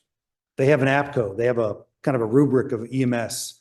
So if we get an abdominal pain and they dispatch an ambulance, and they start asking questions, and suddenly the abdominal pain turns into possibly a GI bleed. Now it's going to be an upgraded call. Then they would add an engine or a ladder to it. I'm concerned if ECDC is being creative on how to save $137,000 to freeze two positions whenever we need more dispatchers. If only 5% of a budget is training, I'm concerned with that. Training is an issue.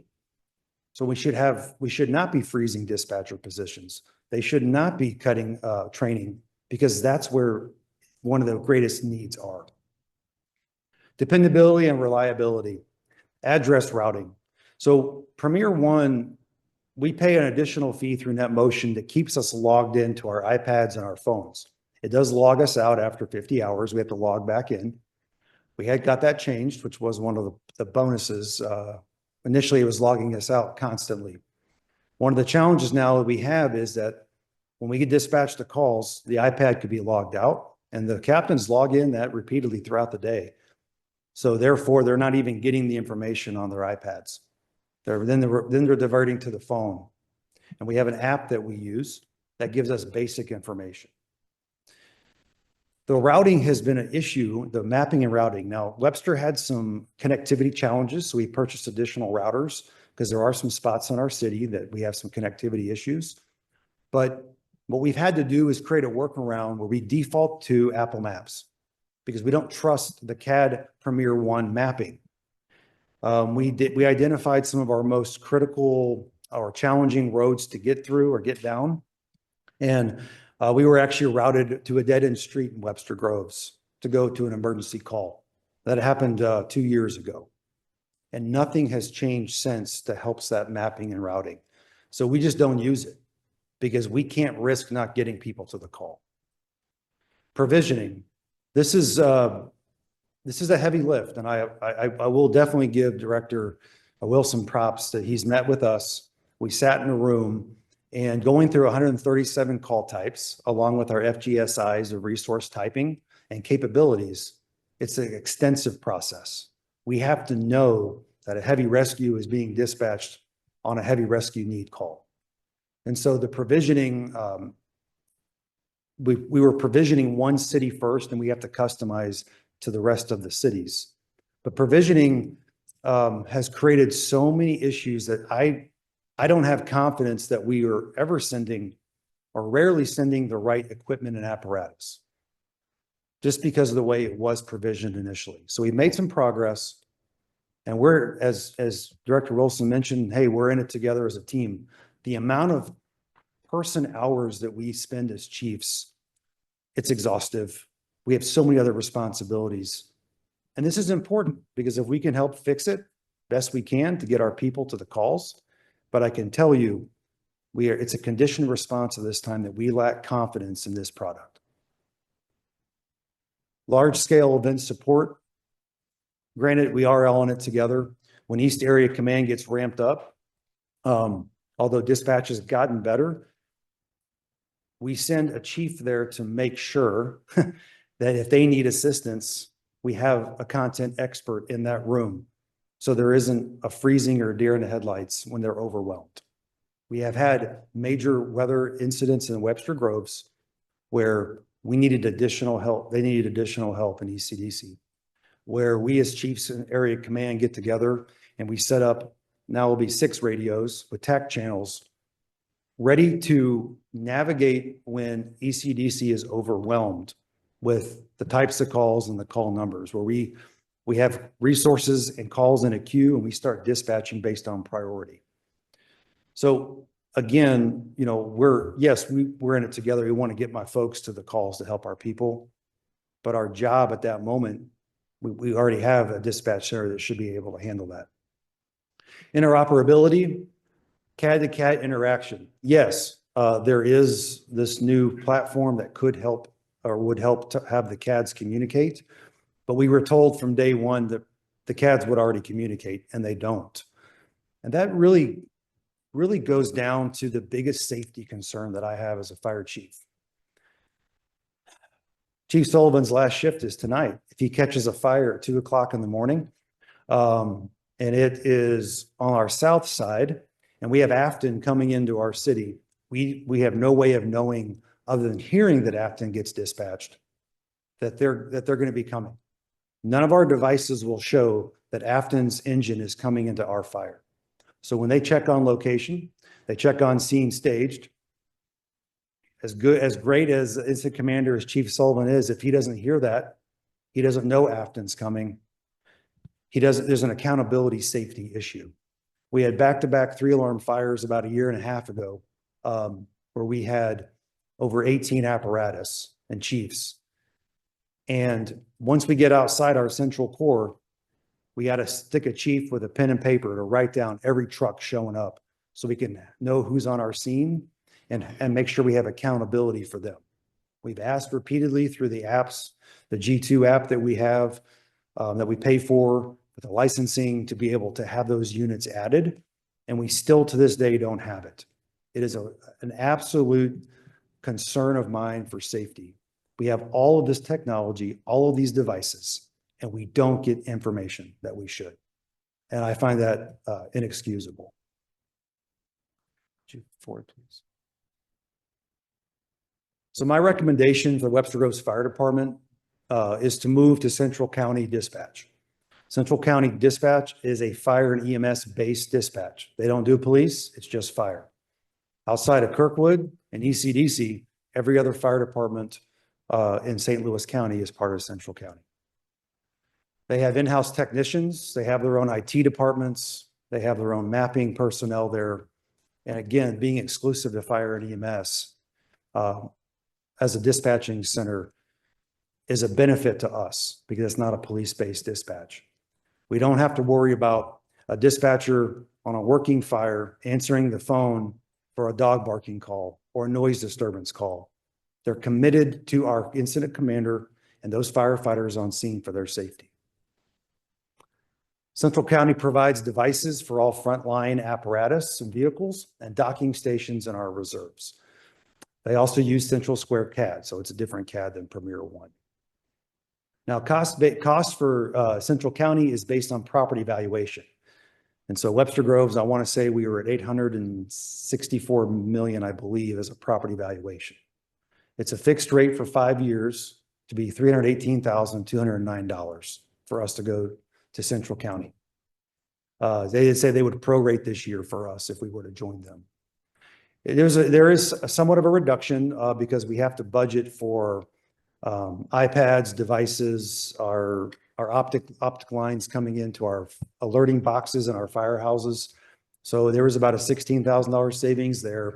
And then the $60,000 that we spend as fire, we're already spending with dispatch. So that would come off that.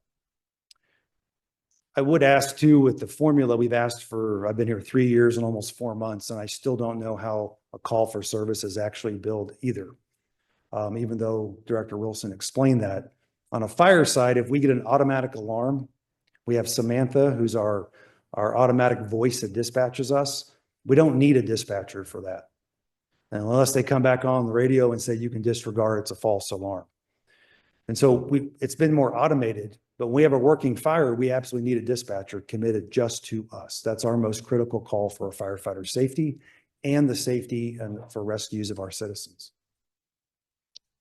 So how soon could Central County absorb us? Up to 90 days, but more than likely 60. It'd be approximately $242,000 for Webster Groves Fire Department to move to Central County. And then each year after it'd be 318. Yes, sir. Accounting I see what you're for the saying. savings Yeah. that we're having. I see what you're saying, yeah. So I know that's a big number, but I can tell you, we are at a point of a complete exhaustion. We don't trust the system. We don't trust Premier One. And once we don't trust what we are relying on to get life-saving people to a call, like I can't convince my troops to trust this because I don't trust it. And it's not an ultimatum. I'm not putting you in that corner. I'm just saying that we are exhausted as chiefs.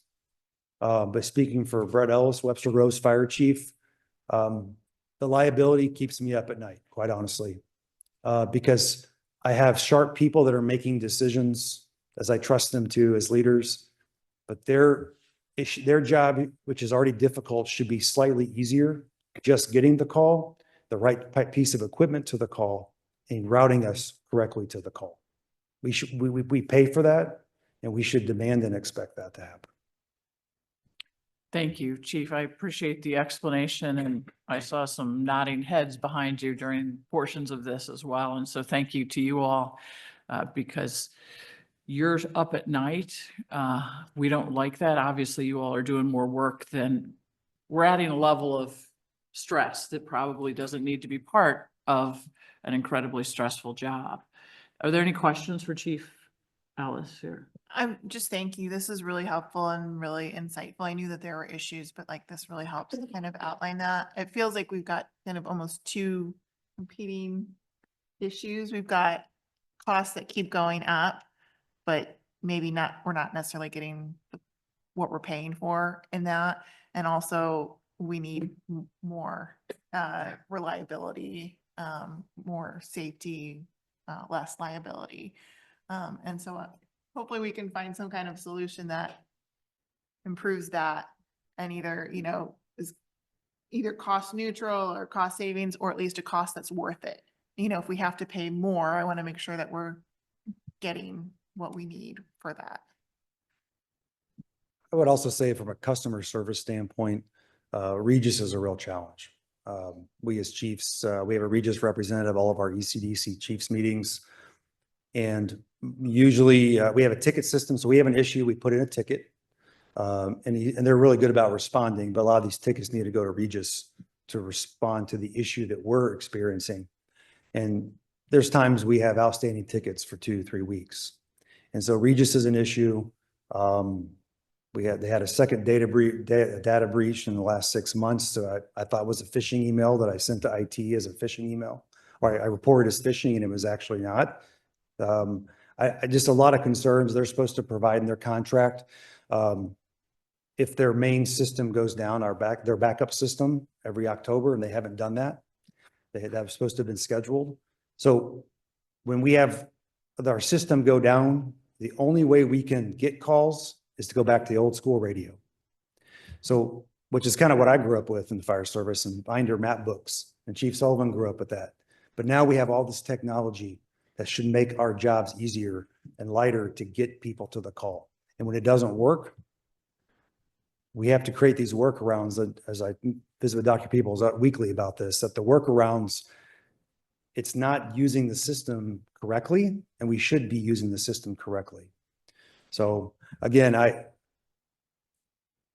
this is, to me, it's a simple safety issue, specifically with the liability of how the CAD has had issues for day one since September of 22 with us. Even through provisioning, we still have issues with immediate life threats. It's just, it seems like an ongoing process here that doesn't have an end to it. And I'm a proactive guy, y'all know, but I don't see this correcting itself anytime soon. And quite frankly, we ran over 3,200 calls last year, and that's 3,200 opportunities to have not delivered life-saving care at that moment for somebody. Chief, question. In the slide, it says CCD can absorb our fire district up to 90 days, more likely like 60 days. Yes, sir. Is that really realistic? Because I guess according to Article 9, the withdrawal, I guess with our contract, we have to get notification today. And then that must be ready by June 30th. Yeah, when I talked to the director at Central County, it was mainly getting devices. That was the time it would take, was just getting the devices that goes on our fire apparatus. They provide the docking stations, and they provide our mobile data terminals, the MDTs versus our iPads. So that was the only reason it could take longer, was just getting those devices. So there's another hurdle here, by the way, which is that right now our contract with ECDC requires us to use both police and fire. Am I correct on that? So the idea that we would pass this resolution to just withdraw for one thing, I'm not sure is possible legally. And while we may have a fire option, we have no police option, which I think is the central dilemma here. So all or nothing. Did you want to make a additional You comment? summed it up absolutely correctly. If we were to move police, the most likely place to go would be to county, and they have informed us that they don't have the capacity to absorb us right now. There's as a matter of fact, a waiting list. Last time we checked with 5 other municipalities. There are some sister cities that perhaps would be willing to partner with us, but they also need time to stand up and to be able to right size operations. So there's not an immediate better option, if you will, to be able to move both police and fire. I did tell Mr. Wilson that he would have the opportunity. Is there anything else that you want to say? Okay, just want to make sure that was true. Are there any other questions for Chief Ellis? I mean, is this an issue of not enough money being diverted at ECDC into the fire CAD? Like I guess what I'm trying to say is we're paying a lot of money, and it seems like and the county would charge us a lot more based off of our current charges from ECDC. Why is that? Where's other than the funding mechanism or the basis of the expense? Does the county have different technology? Do they have better trained people? Like, where do these additional funds go to, the 242,000? Well, I couldn't answer about better trained, but I would say that it's a fire EMS based dispatch. It is designed to handle us, not law enforcement, which is one reason they have that CAD. But Central County, this is the business they're in. This is their one-stop shop for fire and EMS. This would also solve the issue of auto aid. We rely heavily on auto aid. So we have non-ECDC departments that are coming into our city. Now we're on with them, much like Shrewsbury. Us and Shrewsbury run together constantly. And so and Shrewsbury just left relatively recently. He's now at Central, right? Probably over a year, I think. But we run it with Shrewsbury on our daily basis. They run our calls at Laclede Groves, and we run the calls over in Shrewsbury constantly. Rock Hill too, right? And Rock Hill as well on that So side. with all So of them leaving and going to a system that our system doesn't talk to, I mean, that is. yeah, we have to switch our radios to their TAC channel it's assigned when we're going to their call. So we would have to do that. We were at Central County coming back into ECDC. All right. So I mean, I think everyone has a better, thank you, by the way, Chief, I appreciate it we all appreciate it very much. We have a motion for a resolution, to adopt a resolution that would notify ECDC of our intent to go. I'm going to suggest that this is a conversation that we haven't finished necessarily in the long run. But I also don't think that, I mean, I'll speak for myself personally, I don't think there's any possibility of a good outcome if we pass this resolution tonight. Because it would mean removing both services from ECDC. So, we have a couple of options. I don't know if any of you have any ideas how to move forward. We can go ahead and vote up or down on this right now and say yes or no to the resolution. We can postpone it for some period of time and revisit it, say, in 6 months or so. And that way we have given Mr. Wilson a chance to get some work done. Yeah. That would also give Dr. Peoples some time to do some additional exploration to our options.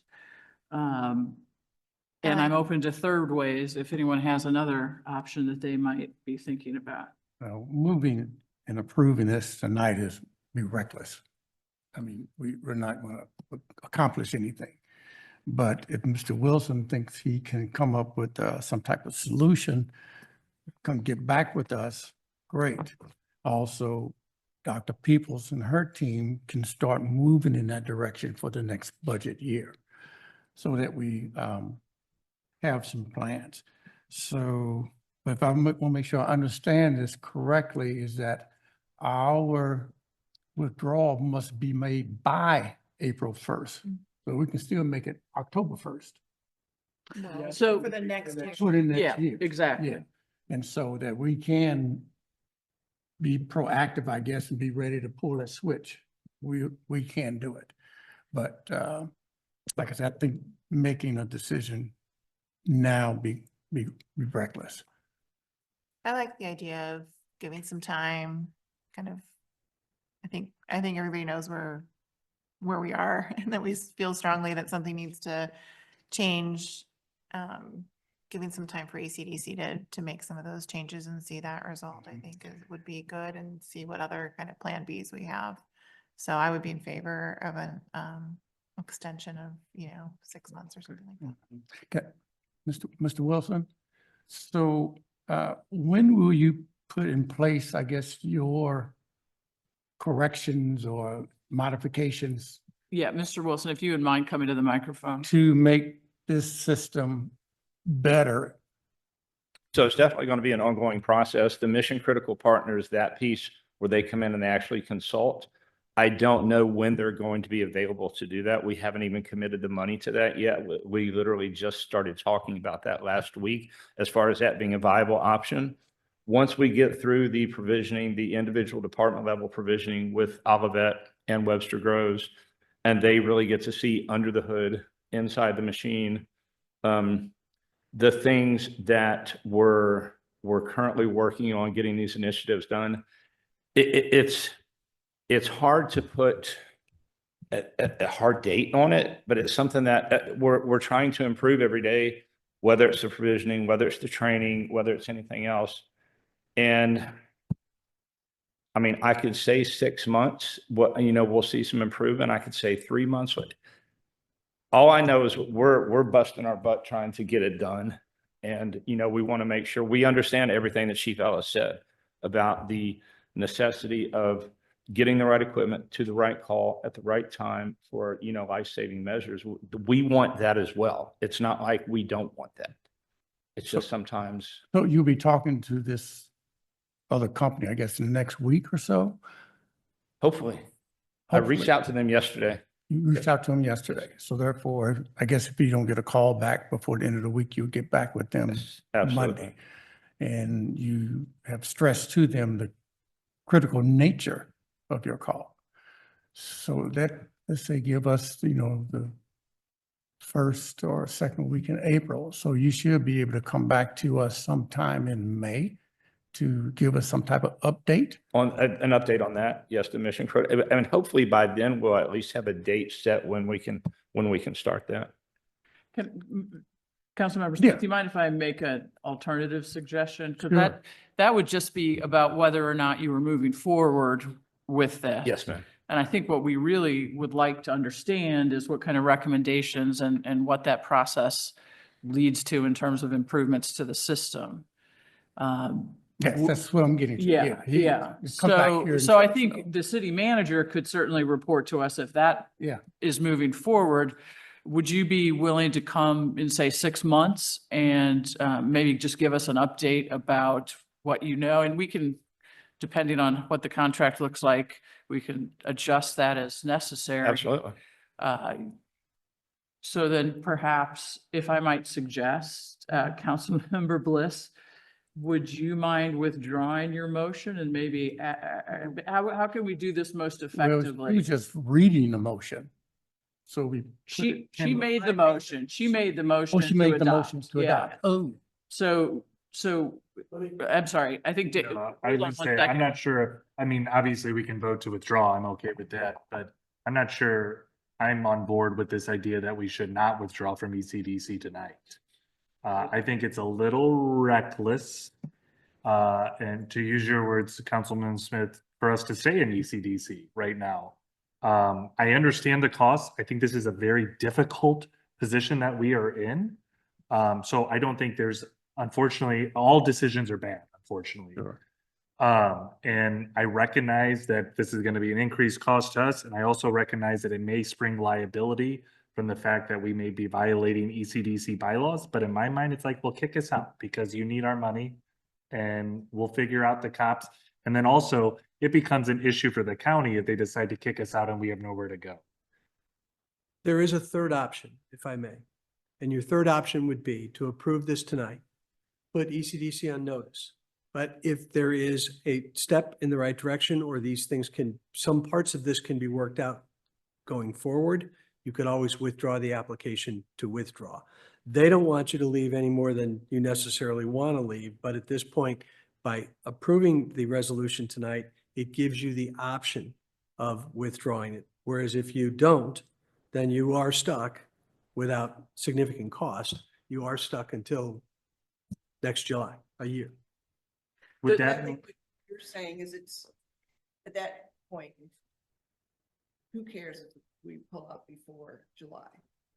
my next year. point is, Like we're burning a bridge, go ahead and do it. I also think we have Next street. leverage right now. And so I'll just be frank. If we pull out our fire, I don't think they're going to kick us out of the police. And if the other cities want us to do it, then I think we're going to be running to the county and saying, we have bigger problems right now because we have nowhere to go. And so this community doesn't have, and the only because we were trying to save our community's safety from a fire perspective. So, and then I also think if ECDC wants to kick us out from our fire, they're going to have to lay off a whole bunch of people. And I think their services are going to be severely affected. So I think we have the leverage here. So leverage is an interesting word because I think, you know, in some ways, the way this is set up is the notification part of this is because we're a partner with these other other cities as well. So we may have some leverage right now, and I think we do have leverage. I think also, though, we have a responsibility both to our residents, but also to the collective safety of the Central County area. So the other thing I would say also is it just is amazing to me that we finally might have some movement in terms of an executive director who's willing to entertain some real reform here. And that we then at that point would be withdrawing, as what we seem to have been fighting for 3 years is for somebody to pay attention to what's going on and make some improvements. And that is not at all to dismiss what the chief has said. And because we can't dismiss that. And I'm not 100% convinced that we're going to get this fixed under the ECDC umbrella either. But I also think at least a little bit of time to make an attempt at that is less, I'll use Councilmember Smith's word, less reckless than voting to withdraw and then just leaving and saying, okay, you guys all figure it out. Yeah, Madam Mayor, if I may. Councilman Franklin asked Director Wilson an interesting question about who he reports to. We are now a board of 6.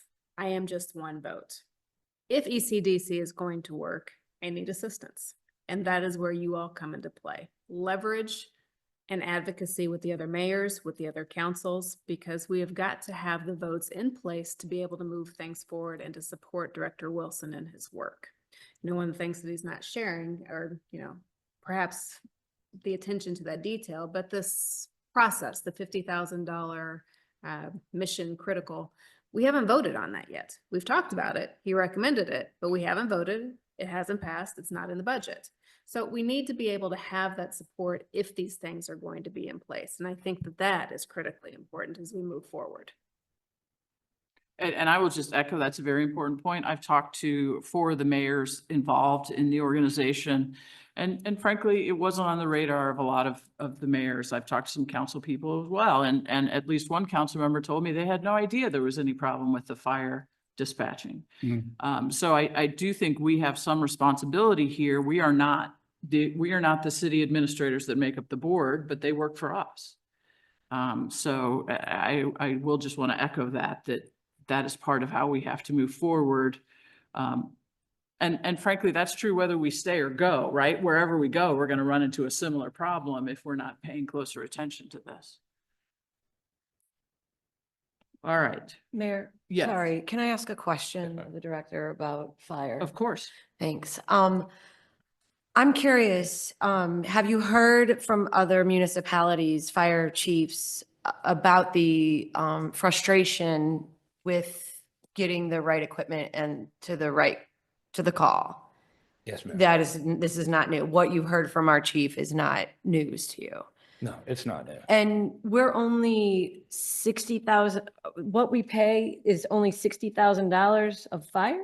For For fire. For fire. Why is that such an incredible cost difference then for police? And then, Because police run 90% of the calls. 90%. 9 out of every 10 calls a police call. okay.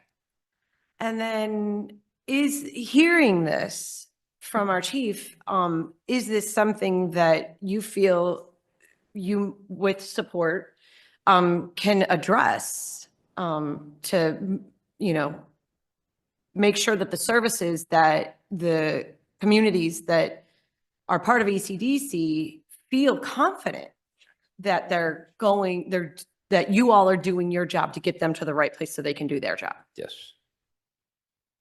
And is that training? Is that another, a fire EMS specific employee? I mean, I can't expect you to like solve all the problems right here. But I can address that because I've gone through that quite a lot. So if you look at my dispatch floor, I have 6 positions. And when I say positions, I mean all the big computers and everything else. One of those is a supervisor. One of those is a call taker. The other 4 are dispatchers. So you have on one side of the room, you have police north and police south. On this side of the room, you have fire main and fire backup. Now, so we do have dedicated fire desk, but everybody rotates. And the reason that we rotate is because it's a force multiplier. It's like having a firefighter paramedic. It's a force multiplier having people do 2 things. If I were to say, okay, you 2 people, and there's 4 shifts, so it would be 8 people, but I would say you 2 people sitting here on fire main and fire backup, you're stuck here. This is all you're going to do. You're not going to answer the phones or you're not going to help police or anything else. You're focused on fire. Now you're focused on 10% of the calls. While these 2 people over here are doing 90% of the work, but you can't help. No, that's not how it runs in there. And yes, you can say, well, you know, if you're working on only fire and EMS, you'll eventually get better. And yes, you will. But what happens when you get sick? Or what happens when you go on vacation? Now I have to bring someone that's only done police over for the next, you know, that's been doing police for 6 months. And so when 6 is fully staffed, 5 is minimum staffed. We have no wiggle room. And so if we were larger and I could say, okay, these 2 positions, you guys are really, really good at fire and EMS. Would you mind just working these? Then that would be something that we could look at. But given the space that we're in and the number of stations that we have, it's not feasible. It's just, Thank you for that ma'am. explanation. Director, I want to commend you because you've stood in front of us and answered some really difficult questions, particularly for problems that you did not create. So I want to thank you for that. And I think this is very good for the community to know what's going on, because I think so often something like this is unfortunately not purposely hidden behind the curtains, but is nevertheless behind the curtains. I think we may have opened a can of worms, and you may be hearing from some of our fellow council members and older persons in other communities. But I agree. You have stood here and it seems like you have some really good ideas. And I look forward to your leadership and what you can do for ECDC and the citizens that it serves. So my recommendation would be that we table this resolution for the time being, and then give Director Wilson some time to proceed with his leadership, and I hope with the support of the other 5 leaders of the cities, and they vote, they come to some kind of agreement, and they start voting together and moving this together forward under Director Wilson's leadership. So I move that we table this resolution currently, and then we continue following Director Wilson and his progress, and maybe in 6-7 months come back. Second. Right. Is there discussion on the motion? David's motion. David's motion, all right. All right, thank you Yes, ma'am. very much. Thank you. And, Thank you. and you can probably imagine, we'll be in constant communication. I believe if there's no discussion, we will then have a vote on the motion to table. Councilmember Bliss, Yes. Councilmember Franklin. Yes. Councilmember Smith, Yes. Councilmember Hickson Shepherd, Yes. Councilmember Hasselmeyer, Yes. Mayor Arnold. Yes. I do want to thank Chief Ellis for filling us in and giving us all that pertinent information, how he feels about the system. So I'm sure he's going to keep track of what's going on and keep us informed. But honestly, up until now, I didn't know that. I know we was having to pay an exorbitant amount of money every year, but we're using a system that was made for the police, for the firemen. That's dangerous. Right, thank you. We still have a little bit of business, folks, so. What? I know. So Councilwoman Hickson Shepherd, could you call for the passage of resolution 2025-16? Thank you all very much. Yes, ma'am. Thank you. Thank you. Yes, Mayor, I'd like to call for the passage of resolution 2025-16. Second. Do you need to read this first now? I can never, resolutions always confuse me a little. Okay. All right, just council, this is this came out of the visit to Jeff City that Jamie and I took. One of the things that Municipal League shared with us, and it's also an initiative of the National League of Cities, so both at the Missouri and at the federal level. One of the ways that the administration is considering paying for their agenda is to get rid of the tax exemption on municipal bonds, which would be devastating to cities around, big and small, around the country. So this is simply a resolution that we would then, I would then send on to our federal representatives, encouraging them to maintain that exemption for municipal bonds. All right, any discussion? Then let's go ahead and have that vote. Yes, Mayor. Councilmember Franklin, Yes. Councilmember Smith, Yes. Councilmember Hickson Shepherd, Yes. Councilmember Hasselmeyer. Yes. Mayor Arnold, Yes. Councilmember Bliss. Yes. All right, council members, oh, is there anything, would anyone like to withdraw the minutes from our consent agenda? Right, Councilmember Smith, could you call for its approval, please? Yes, Mayor, I'd like to call for approval of the consent agenda. Second. Councilmember Smith, Yes. Councilmember Hickson Shepherd, Yes. Councilmember Hasselmeyer. Yes. Mayor Arnold, Yes. Councilmember Bliss, Yes. Councilmember Franklin. Yes. All right, we've made 2 appointments to boards and commissions. Jim Rhodes has been appointed to the Green Space Advisory Commission. Leanne Coates has been appointed to the Library Board out of a very strong group of applicants who we hope will apply for other things. And I believe we then have a brief closed session. So if Councilmember Bliss, you could call for that, please. Yes, I'd like to call for an executive closed session related to attorney-client privilege communications. Missouri statute 610.021 subsection 1. Personnel, Missouri statute 610.021 subsection 3, and negotiated contract, Missouri statute 610.021 subsection 12. Second. Emerson.